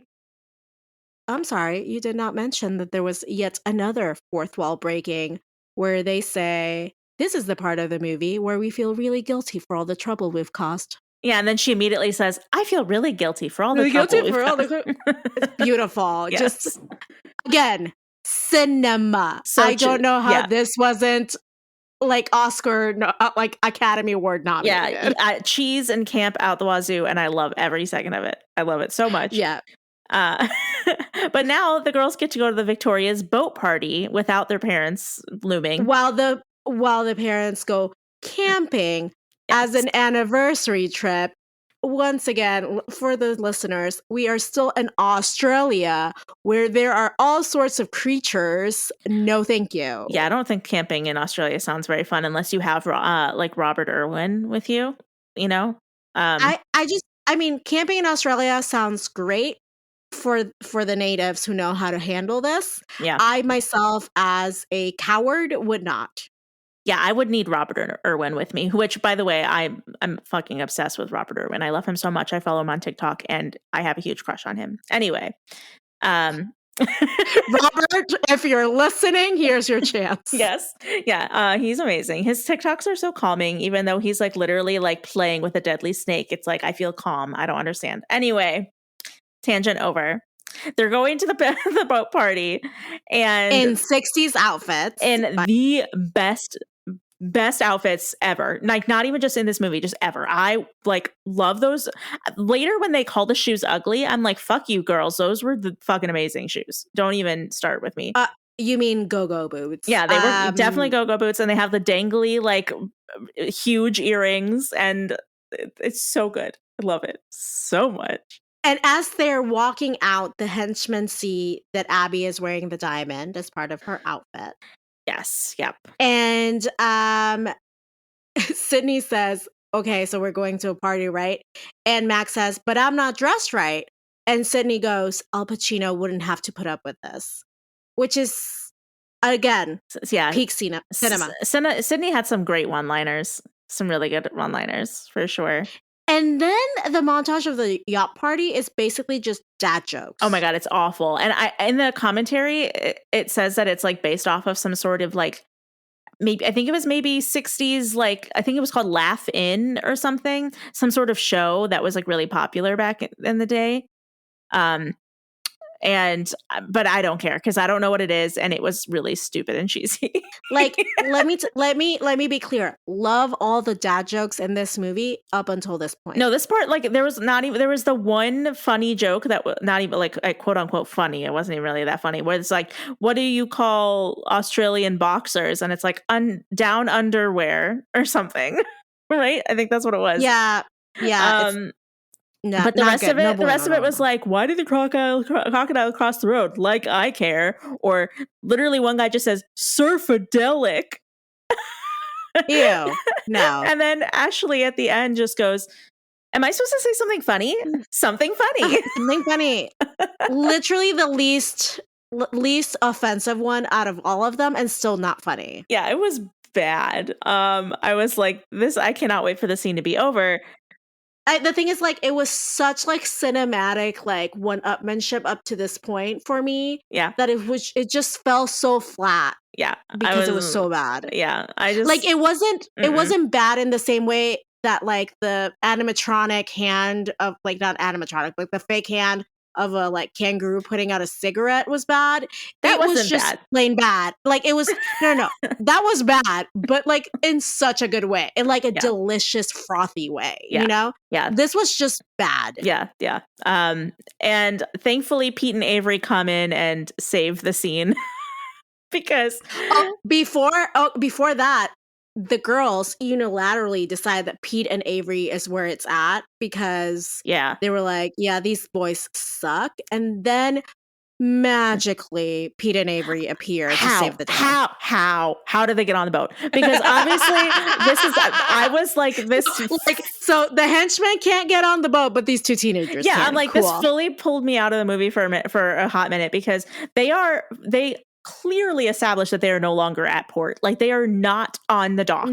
Like they're middle of the ocean. Yeah, they have the anchor down just on the bay in the middle of the water, like nowhere near. And I'm like, did these guys like swim up from under the boat? Like how the hell did they get on this? Or did they like go and hide on the boat and like go in the below deck and just hide under there? Like how did they get on the boat? How do they get on the boat? Who knows? And who cares, honestly, at this point? So crazy. I was like, where the fuck did they come from? And then they come and they throw insults a little bit like they always do. That's like they're all insulting each other. And they decide to settle it with a surf war for the beach. I'm sorry. So I have a note for the surf war. It says there's going to be a surf war, or as we call it in Barbie's America, a beach off. Oh my God, yes. I forgot about that part in Barbie. Yes, it's all the Kens, just all the Kens. Yeah. Led by waving their dicks around. Oh my gosh. Because don't you know that their entire job is beach. Yes. And then when they go to shake on it, Pete pulls like this, like the like too cool move where he's like, oh, and then he like, I'm sorry, this is a podcast, so you can't see what I'm doing, listeners, but like he like pulls it away and then like tucks his hair behind his ear instead of going to shake the hand. I was like, dude, you are too cool. You are too cool. Too cool for this movie. Anyway, they make their escape on jet skis instead of mopeds this time, right? Because they're in the middle of the water. Yeah, they're in jet skis. What is more of a water moped than a jet ski, honestly? Yeah, but before that happens, so the bad guys, we see them capsize because like their boat gets like thrown over from the anchor. And I just have to say, Mac is me because immediately he starts yelling. Oh, I just hit my mic. Immediately, he starts yelling sharks. He's in the water and he just goes, sharks. And I'm like, relatable. That is me. And then this is where we get the amazing fourth wall break from Sydney. And he just like looks straight into the camera and said, like all exasperated, and goes, David Hasselhoff never had to deal with this. This. It was so funny. I died. The delivery was on point. I died. So then the boys ask the girls, what are they doing tomorrow? Because tomorrow is Saturday, don't you know? Yeah. Yeah. We are trying to establish what day of the week it is. And I don't know why, but I kind of appreciate it But why are they not in school? Yeah, I was gonna say, did they not have question. school on a Friday for this boat party? Like, this boat party was obviously in the middle of the day. Like, well, maybe I'm just making excuses here. Maybe the boat party was supposed to happen like after school, but like maybe there's like a shooting budget situation where they need more lighting if it's like at night, so they had to literally shoot this like in the middle of the day. Yeah, because it's hours of it being very bright sunlight with no hint of it getting dark. So wouldn't it make more like narrative sense though if it was meant to be a night party, like in every teen movie, like there's a night party, you know? Yeah, but not on a boat. They want to be out like enjoying the sun on the boat, don't they? Or maybe like the sunset. Yeah, the sunset would be, especially in Sydney. The sunset is beautiful there. Yeah. So they're like hanging out with the boys on Saturday. Oh wait, okay, wait. Is this before the? Okay, wait. I want to make sure. When they're getting the hot dogs and like have the chase scene, that's after the bridge, right? Yes. So there's a really I was like, oh, this is a really fun choice for them. Like they the guys asked them what condiments they wanted the hot dogs. And yes. Basically, we've sworn off condiments. That was literally my note. I was like, they have ketchup related trauma because they're like, no condiments. But before this, they climb the bridge, which is like a big thing, right? Like they take them and honestly did not even take a note on this. I'm like, let's keep it moving. Yeah, like it's like a big thing. It's like a real thing you can do in Sydney. I don't remember the name of the bridge, but yes. So yeah, they have their condiment related trauma from the beginning of the movie. And then the bad guys show up, and it's funny. One of them, so they like, I love this scene, this like exchange between the four of them. So they're each being grabbed by a bad guy, and one of the girls says, the tenors, and the other one goes, the sopranos, not the tenors. It was like so funny. And then there's this line. I think this might like one of my favorite lines. Actually, you know what? I'm gonna hold on to it because it's my girl moment. I'm gonna hold on to my girl power moment. Okay. There's a knee to groin maneuver. The chase ensues. Yes. There's a moment in this montage of chasing. Go ahead. They call it a chase sequence too, which is like another amazing fourth wall. They're like, run, why? Chase sequence. And then they run. Yeah, love it. Love this montage or chase sequence, as they call it. Yes. Love the part where they are all four of them sitting reading a newspaper that says they went that away. Yes, that was amazing. Yep. And then we see one of the which one is it?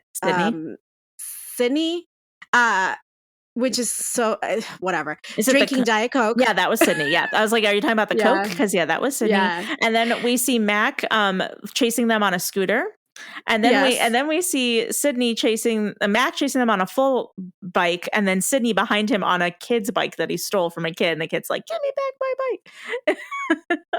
And then the scene we alluded to earlier, where like Pete gets into the car and they're like, "Since when did you learn how to drive?" Since the scene, apparently. Yep. And they steal a car. Like, whose car is that? Yeah, just like a car that doesn't need to be hot wired. Yeah, they just full on stole a car because if he didn't know how to drive until that scene, that's not his car. But also, let's be real. Like, how do you turn it on unless the keys were in the ignition? Yeah, it must have already been on. But like, I'm less worried about how they turned the car on and more that they committed Grand Theft Auto and nothing is said. Oh yeah, all of it. Honestly, everything. The girls form a plan. Yes. You know, they get home, they form a plan. And this is when the movie becomes part of the Home Alone franchise. Alone. Yes, that's what I have. Oh my God. This is now officially part of the Home Alone franchise. Yes. Yes. So here I have my note is Home Alone, this crooks girls. Yeah, so we see them making all the booby traps, and you know they're like spray painting a mop blue, and they're like making slime, and I don't even know what they're like. There's feathers involved, spray like there's a rat trap somehow. Yep. Then we get a scene of the parents camping. which like the dad clearly has never camped a day in his life. Yep. And Insignificant. yes, so then they get the henchmen tied down to surfboards. Well, yeah, because so they course. like set up all these booby traps, and then the guys immediately get knocked out when they open the door because like they stepped on like some skateboards or something. Like, oh, like the first of the booby traps worked too well. Yes, honestly what and happened. then it's my favorite scene. Not hair product and nail polish to make the henchmen talk. Oh my also god. bikinis. Oh my god. They torture using girly things. It's like, no, don't put me in a bikini. Not that. Never that. No, like you wouldn't. And they were like, wouldn't we? And they paint their toenails. They have like little smiley faces on smiley their faces. Yeah. I was like, this is genius. I love every second of this scene. Yeah, it's everything. It's iconic. Then Mac's cell phone, because he's the techie one, rings. Yes. Yep. And Abby pretends to be Mac. And then we have our next Titanic reference. Yes. And she basically turns a full badass and is like, I got your diamond. Better come and get it. Otherwise, I'll go Titanic on your ass and throw it into the ocean. It's like so funny. But do you remember, like, this is okay. So this was released in the year 2000 in Britney's America, where there's like a full reference to Titanic in the "Oops, I Did It Again" music video, and also I think the actual song. It's like, but I thought the old lady threw it in the ocean in the end. You know? Yeah. So just it was of the times. Oh, definitely. Yes, and she basically goads him into coming to Australia so that they can call the FBI on him. But they cut to the bad guys, and like the guy's super pissed that he's foiled them. They foiled him. Emil, not the henchman. Yeah, the Emil is very pissed that the girls have foiled him once again. And I just have to say, the bad guys are eating plain spaghetti with no sauce on it. No, it's disgusting. Like, what are you doing with your life? You need sauce. You are obviously not Italian. You're ugly, so maybe you just don't eat sauce on your pasta, and you're ugly. I don't know. Maybe it's like maybe it's like kids' noodles, like butter noodles. I don't know, but still, you need some red sauce in your life, guys. Yeah, honestly, it was gross. Yes, but then we get the girls sitting down and having milk and cookies with the henchmen, and this is a cute scene. It is the cutest scene. They pitch them the internet business ideas, badguys.com, which is iconic. Again. Yeah, the girls better get a cut of this business. Like, they better get a cut. And they pitch it to them like a temp service for goons. Yes, I loved it. They're bonding. It's cute. But you know who gets the real Home Alone treatment in this movie? Is Vic. Yep. Vic gets sets off all the booby traps. I don't even know, like, what was she coming over to talk to them about? Oh, because she saw them with the surfer board. And so what, she was going to tell them off or something? Is that what? Probably, yeah. No. Okay, well, she got her comeuppance then. Good for her. Who cares about her? Okay, so then the goons escape to avoid the boss. And we get another useless vent scene at the FBI. Yeah, so the girls like call the beeper to try to get them to come and get this Emil guy now that they've baited him into coming to Australia. And yeah, we see the beeper again, which is amazing. And the guy, it says Parker exclamation point. Yes, yeah, exactly. And the guy rage quits, throws the beeper in the toilet, which it says that it's use for FBI business only. Is what the toilet seat says. It's beautiful. It is another cinematic masterpiece, honestly. Yes.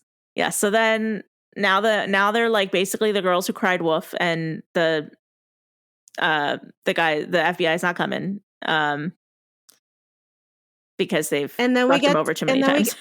And then we get to the beach off. Surf off. Yeah, the surf war, the beach off, yes. Okay. I have a couple of notes, but this is skipping ahead. I have to talk about this. I'm so sorry. The guy that looks like he is holding his dick and saying he bent. My fucking God. He's like, my God. So he literally looks like he's holding his dick. Yeah, he's saying he bent his wedgie, and I was okay. So I was writing my notes in real time, and I was like, I wrote that down, and I was like, I'm scared to look up what that means. I'm scared to look it up, and then then that cuts back, and it shows that like he broke his finger, and they're like putting a finger cast on him, and he's like, my wedgie, but like then. The guys are like, a guy can't surf in those conditions. Like, so they specifically say a guy. So I'm like, they are fully 100% making a dick joke. They're 100% like trying to allude to the fact that this guy like broke his penis and therefore cannot compete but it's a kid's movie, so we'll pretend it was his finger. They're like, how can we make Australian slang that no Americans know into a dick joke? How can we make this a dick joke? I was like fully, because again, 20 years have passed. I was like, oh, it was his finger, not his penis. Thank God. Yeah. Like, yep. Same. I was honestly, at first I thought he said wedgie. Like I was like, oh, he got a wedgie. That sucks. But no, that's not what happened. He bent his wedgie. Like I fully thought he broke his penis to be like, yeah, 100%. But because he bent his wedgie, which is not his penis, Abby has to fill in and surf in the surf force. Very quickly, right before that, Abby apologizes to Lenny and Sheila for blabbing. Yes. They make up, right? Yes. Victoria gives an impassioned speech. The surfies have a different speech. And then we have a reporter with a hairbrush that was actually Sheila's, and she's been looking for it everywhere. Yeah, so like they show him with a couple of different things. It starts off he's actually holding a microphone, then he's holding Sheila's hairbrush, and then later he's holding a spoon. And then he makes a joke about cutlery or something, which is hilarious. Yeah. And funny. By hilarious, I mean no. This is like a full-on like paranoid schizophrenic mentally ill man walking around the beach that everybody's just like, oh yeah, that's Milo. Like, cool. He just has okay, whatever. The surfies loose. They do. And then they go to another beach, and Vic is now alone at the beach. Not, and then not for lack of Abby. Abby tried. She tried. We saw her surf. She ate it, unfortunately, though. Yeah, but Maddie invites Vic to the other beach party, which is where Emil finds them. How? Oh yeah, I don't know how. How are these people finding them? Well, yeah, they go like, why is everybody showing up? And the girls just go, the big finale, you know? Like, yeah, exactly. Yeah, we're just wrapping everything up. Yeah. The bad guy shows up. Pete is the bravest soldier. Avery, not so much. Yeah, Avery runs and hides, and he's like, nope, I'm not dealing with this. And then Kate shows up. No, not yet. Sorry, the boomerang happens first, right? No, not yet. Then the henchmen show up. Right. So Mac and Sydney show up. Yes, the henchmen. Then one of them has a boomerang, and while Emil is getting away, Maddie is like, I got this. And so we see her use her boomerang skills that we've only seen her use just once before to take down Emil from getting into the water plane. Yeah, like the plane, whatever. The plane that's taking off in the water. The skimmer. Yeah. And then Katie shows up to help. She is an FBI agent. Plot twist. You know, plot twist. And then there's also a party at the beach. But like the fact that Maddie, like, she takes off her shirt before she throws the boomerang too. I was like, why did you take off your shirt? Like, why did you do that? That made no sense to me. Do you not understand what it is to be an athlete? Sometimes you just need, things for better form. Yeah, you can't wear a shirt and be an athlete. You got to be shirtless. Correct. It's just you need to feel the movements of your body without a shirt. Right. Well, now we get a party. Yeah. Party on the beach. Yes. We summarize the 3 life lessons that we've learned in this movie pretty succinctly, and those 3 are: crime really doesn't pay, being a blabbermouth is very uncool, and life is not being being about blah blah blah blah. What the fuck? Wow. Okay. We are very eloquent today. Being a blabbermouth is very uncool, and life's not about being popular. It's about being yourself. Aww. So cute. Those are the lessons. Well, I want to add one more thing. If you watch through the credits, there is a Qantas airline ad at the end of the credits. Oh. So much like Much like American Airlines sponsored Passport to Paris, Qantas Airlines is a proud sponsor of this movie, I believe. Amazing. Okay. Yeah. I also love how, like, so they end the movie with like the 50s montage, like, too, before we get to the credits. And I just love how at the very end it just says, "Thank you and drive safely." That's how they end the movie. Thank you and drive safely. Beautiful. Love this. Oh my gosh. All right. So now that we've done our deep dive into this, it is time for us to give the floor to one of the most misunderstood, underappreciated creatures on the planet, who has no access to podcasting tools or podcasting, doesn't have the market cornered on podcasting, honestly. And that is the cis straight white man. Yeah. So Seth has graciously agreed to provide us his thoughts and commentary on his film once again for our little segment called White Man's Corner. I love this segment. It's honestly one of my favorite things. And also, I love that we get all our thoughts out of the way before giving a platform to this underserved group. Yeah, I mean, in podcasting. We have priority. We're more important. We have priority boarding, as they would say, if we were making an airline metaphor out of this. Anyway, here it goes. We haven't listened to it yet. This is also our live reaction to this white man's journey with this film. The movie starts off with a faux newsreel, letting you know this isn't your dad's Olsen twin movie. Except it is. There are tons of boomer cultural references in this, so much so that I'm not sure who this movie is for. This week, hey, it's that guy. It's Jim Meskimen, who plays the dad. They tried to throw me off by insinuating that the dad was a troop, but joke's on them, I respect the hell out of our mail carriers. The girls share dreams, stop time to break the fourth wall, and get bullied for being witches, but this isn't paranormal teen romance because those didn't take off for another decade. True. The Neil Diamond joke in this movie got me, so you win this one, movie. And, damn it, the Amish joke worked for me, too. According to the map, the twins were relocated to West Texas twice, which looked like Horizon City and Presidio, in my estimation. Surfing Bird reminds me of being 20 and listening to the Cramps in a cold apartment. Just a nice little nostalgia hit that felt good this time of year. The twins' Australian outfits make them look like servers at Outback Steakhouse. Really, the first line of dialogue that we hear from an Australian is, "G'day, mate." Yep. If you went to college, did your college have a dude who pretended to be Australian? Mine did. We all rolled with it. Just pretended? I never thought kangaroos were cute. Menacing bastards. But I think Boomer's a wallaby.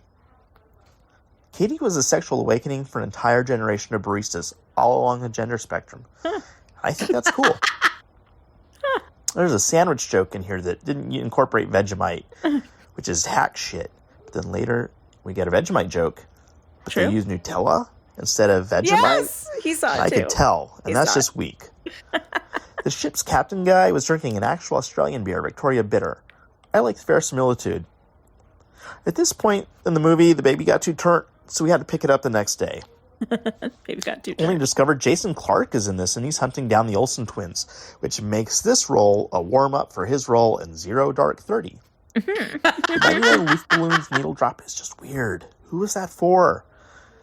Everything ends with all the Australian Kens having a beach off, but sadly none of them realize that they are Knuff. I gotta say, this hasn't been my favorite Olsen's twin movies. The humor was a little too broad and kooky for my taste, but kudos to them for swinging for the fences with such an established brand. Not your favorite, sir? Listen. It's a masterpiece. Even the less fortunate amongst us is entitled to their opinion, okay? I just love how you guys are definitely supposed to be married. Like, you both made the same Barbie joke, and I just love it. I love it. And so for listeners, I just want you to kind of like envision this in your head while we are watching this movie, because we are watching it together, because it would be weird if we didn't. We are mute. We are watching the movie and glued to our notes app. That is literally all that is happening, except, taking care of the baby if need be. But other than that, Like this, he did not make this joke out loud, or neither did I in this moment for him to incorporate the same joke. Like sometimes I'll have like a note that I'm thinking of, like when we were talking about, like, for example, the mom's lavender usage of clothing. Yeah. And I will have to preface this with, if I tell you something right now as the movie is paused, will you promise not to use it in your notes? And I have to get like you an guys actual are professionals. You're we are professionals. professionals. Yes, is what I'm saying. And much like Mary-Kate and Ashley share a dream in this movie, my husband and I share a brain Yes. with our Barbie jokes. I fully believe every word that you said, and I'm not being sarcastic. I do fully believe it. Well, there are many a times in this house, like where I'm thinking of a song or I'm singing a song and he goes, "Shut up. I was just I've had this song stuck in a loop in my head all morning." And I'm like, "Really? Me too." Or like, and it's usually something so random. It's not even like Wheels on the Bus or Baby Shark, which, our daughter makes us listen to incessantly.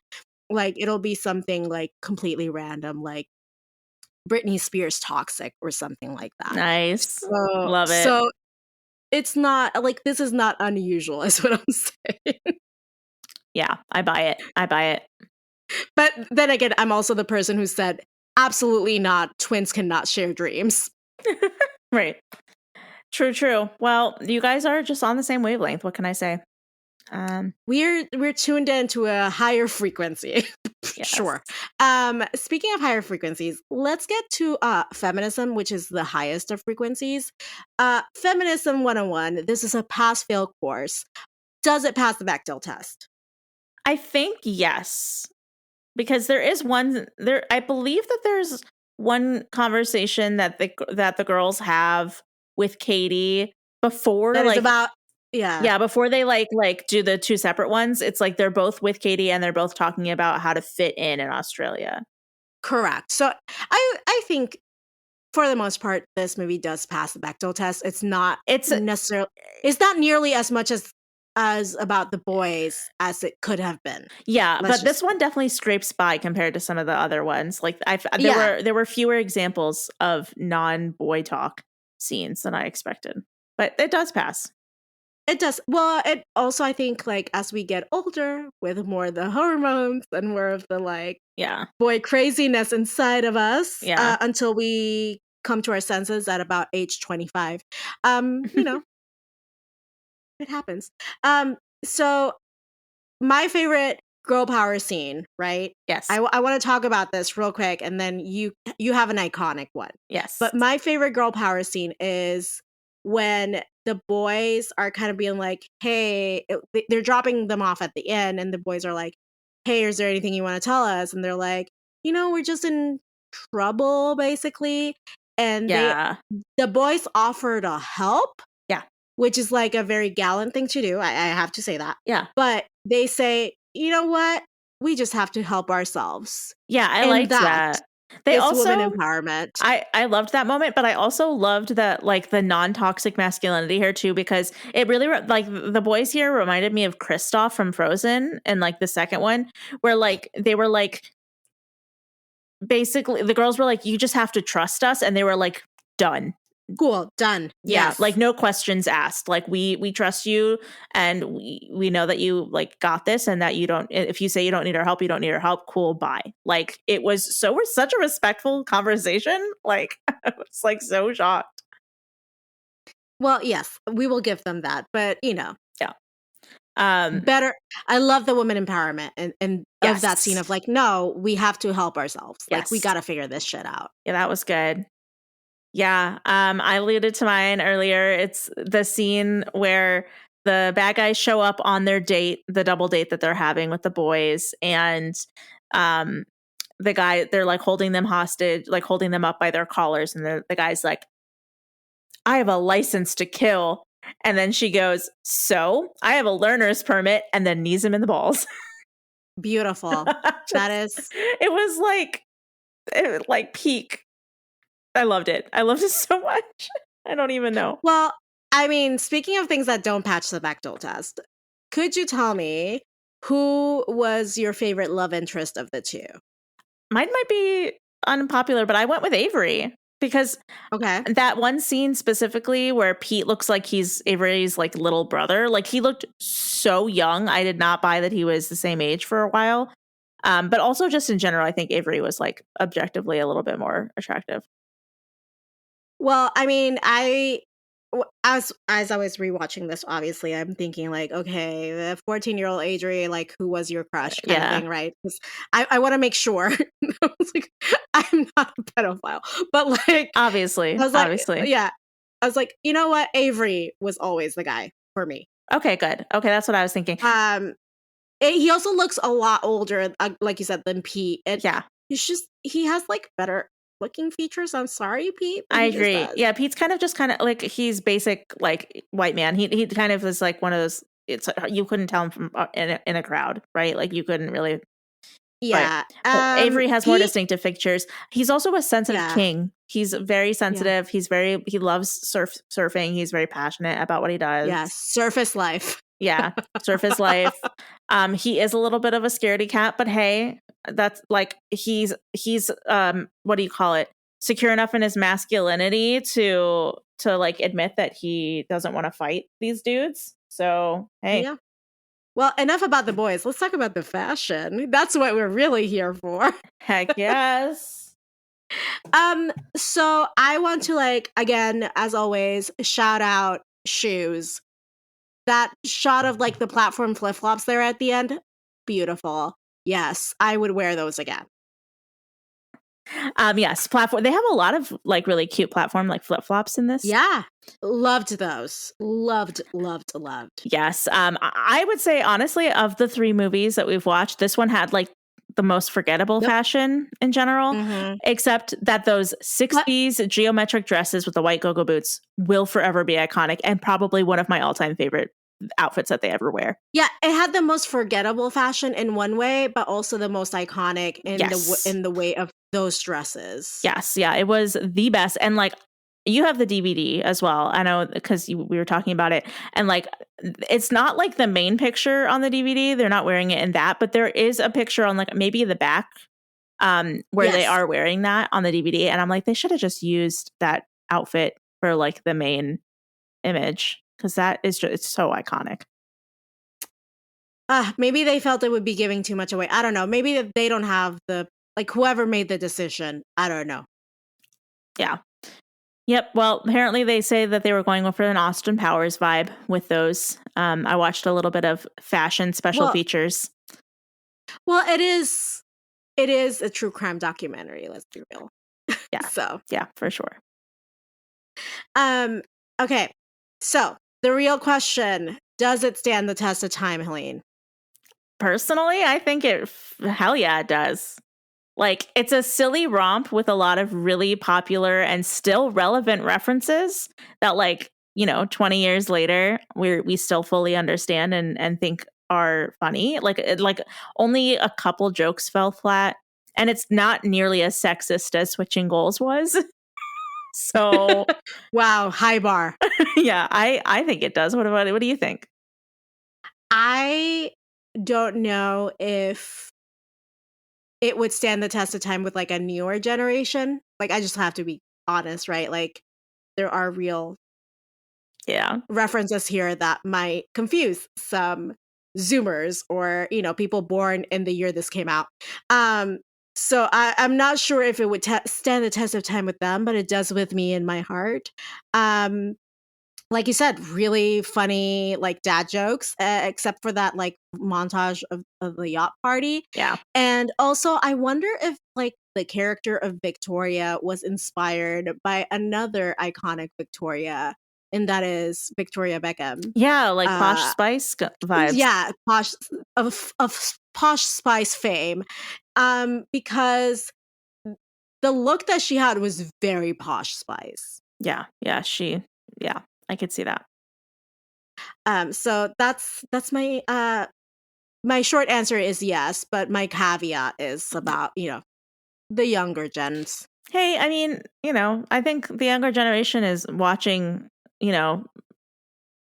90s media all the time with things like beepers and stuff, and they might not fully understand it, but I think it's still enjoyable in general.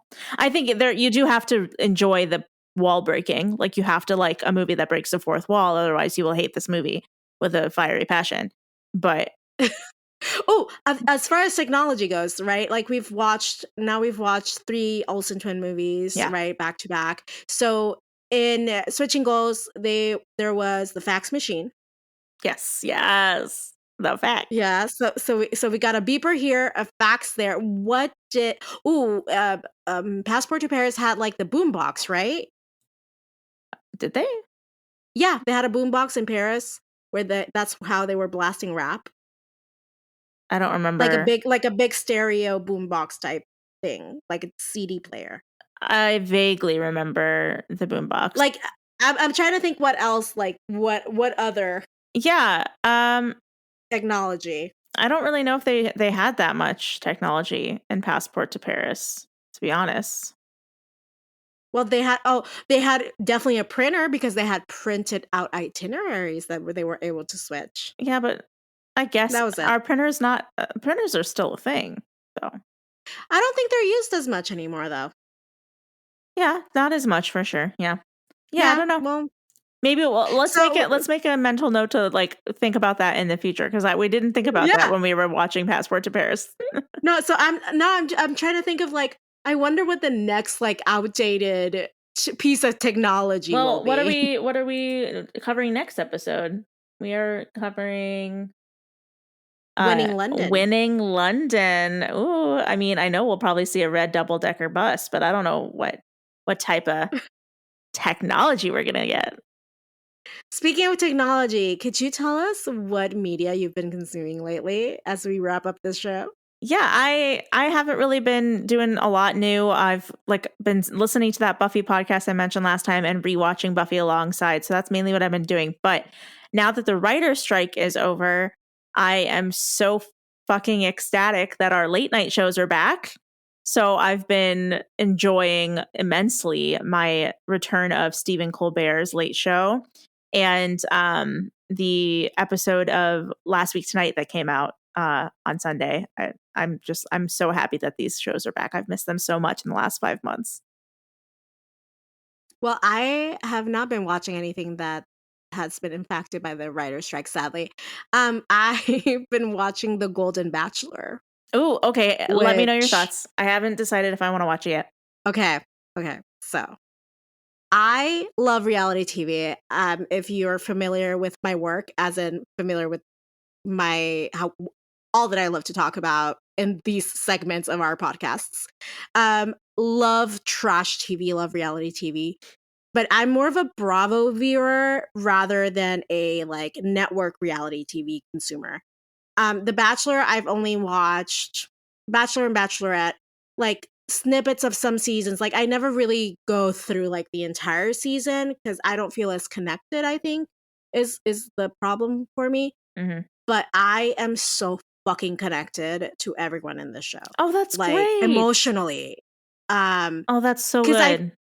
Because I think it's one thing to watch someone in their 20s and 30s looking for love, and you're like, yeah, well, that's relatable, but yeah, it's harder to tell what their intentions are. I feel like the intentions are clearer the older you get in like life. You're like, I'm like, yeah, but also like I know that you're probably looking to be an Instagram influencer, you know, like that's kind of where my head goes to. Yeah, same. So with the Golden Bachelor, it's I don't want to like spoil it for you too much, but it's like it's part of the lore that they're spinning, right? Is that this man has lost the love of his life, his wife of 43 years. Yeah, I saw he was on The View, so I have a little bit of backstory.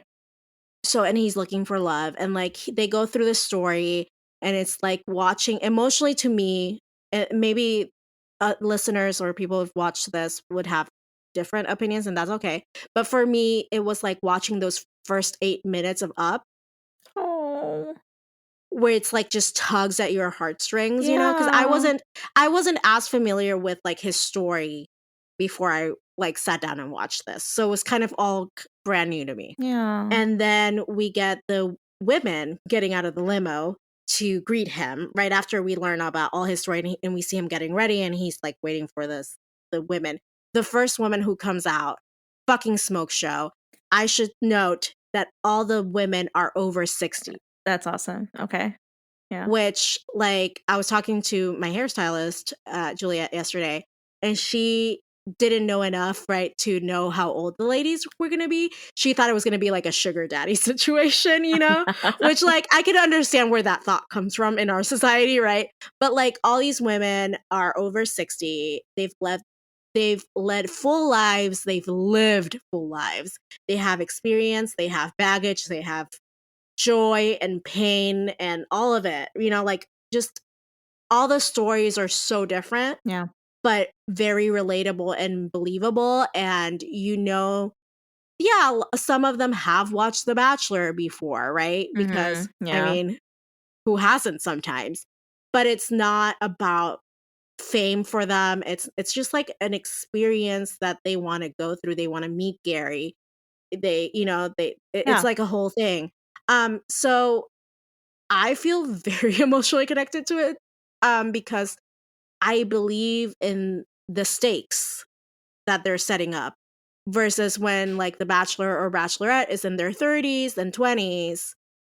I don't feel the stakes as much. I get that. Yeah, no, I've definitely heard only great things about it. So it sounds like it'll be a good view. I probably will pick it up. Well, I'm watching it on Hulu. Great thing about Hulu that I bought the no ads plan. Yep. It's great. Love it. Love Hulu. Yeah, I've dropped out. I mean, old like original Accio Politics listeners will know that I used to be a big into the Bachelor franchise for a while. I had a big Bachelor franchise phase, but I dropped off the last few years. And I've tried getting back in. Like, Bachelor in Paradise used to be my thing, and I tried to watch the new season of that, and I couldn't get into it. So I'm hoping this will get me a little bit back into it. Probably cut this out, but there's something about, like, featuring women who are often invisible in media. You know, like, after a woman hits like 35, you're basically invisible. Like, and featuring these women and their stories and their families' stories or whatever they bring with them. It is so, like, it feels so good. Aw, yeah, that sounds great.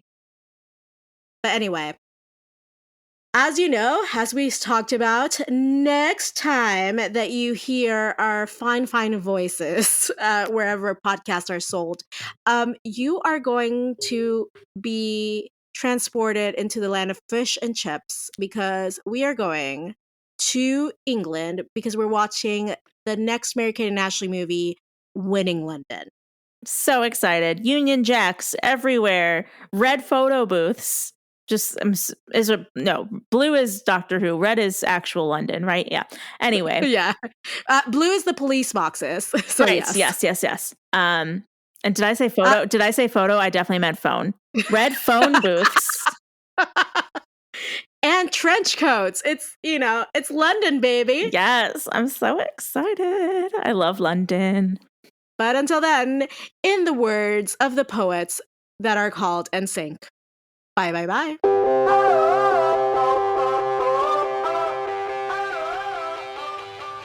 Growing Up Millennial is an independent entertainment podcast hosted and produced by Helene Karp and Adri Wilson. Our conversations in every episode fall under Section 107 of the Copyright Act, identifying criticism and comment of copyrighted material as examples of activities qualifying as fair use. Helene Karp manages our social media. Adri Wilson edits our audio and does all our graphics. You can let us know your thoughts by emailing us at gummypod@gmail.com. That is gummypod@gmail.com. You can follow us on Instagram @gummypod, and we are also a newsletter. Go check us out at gummypod.substack.com. Gosh, the uptake on here, we got to get better at this. Hatchew figures out where they are and sends... Ma'am, this is what editing is for. You'll see editing magic is going to be beautiful. And you know what would be even funnier? If I didn't edit it out and I just kept this entire thing. Maybe. Behind the scenes, a little glimpse. Yeah.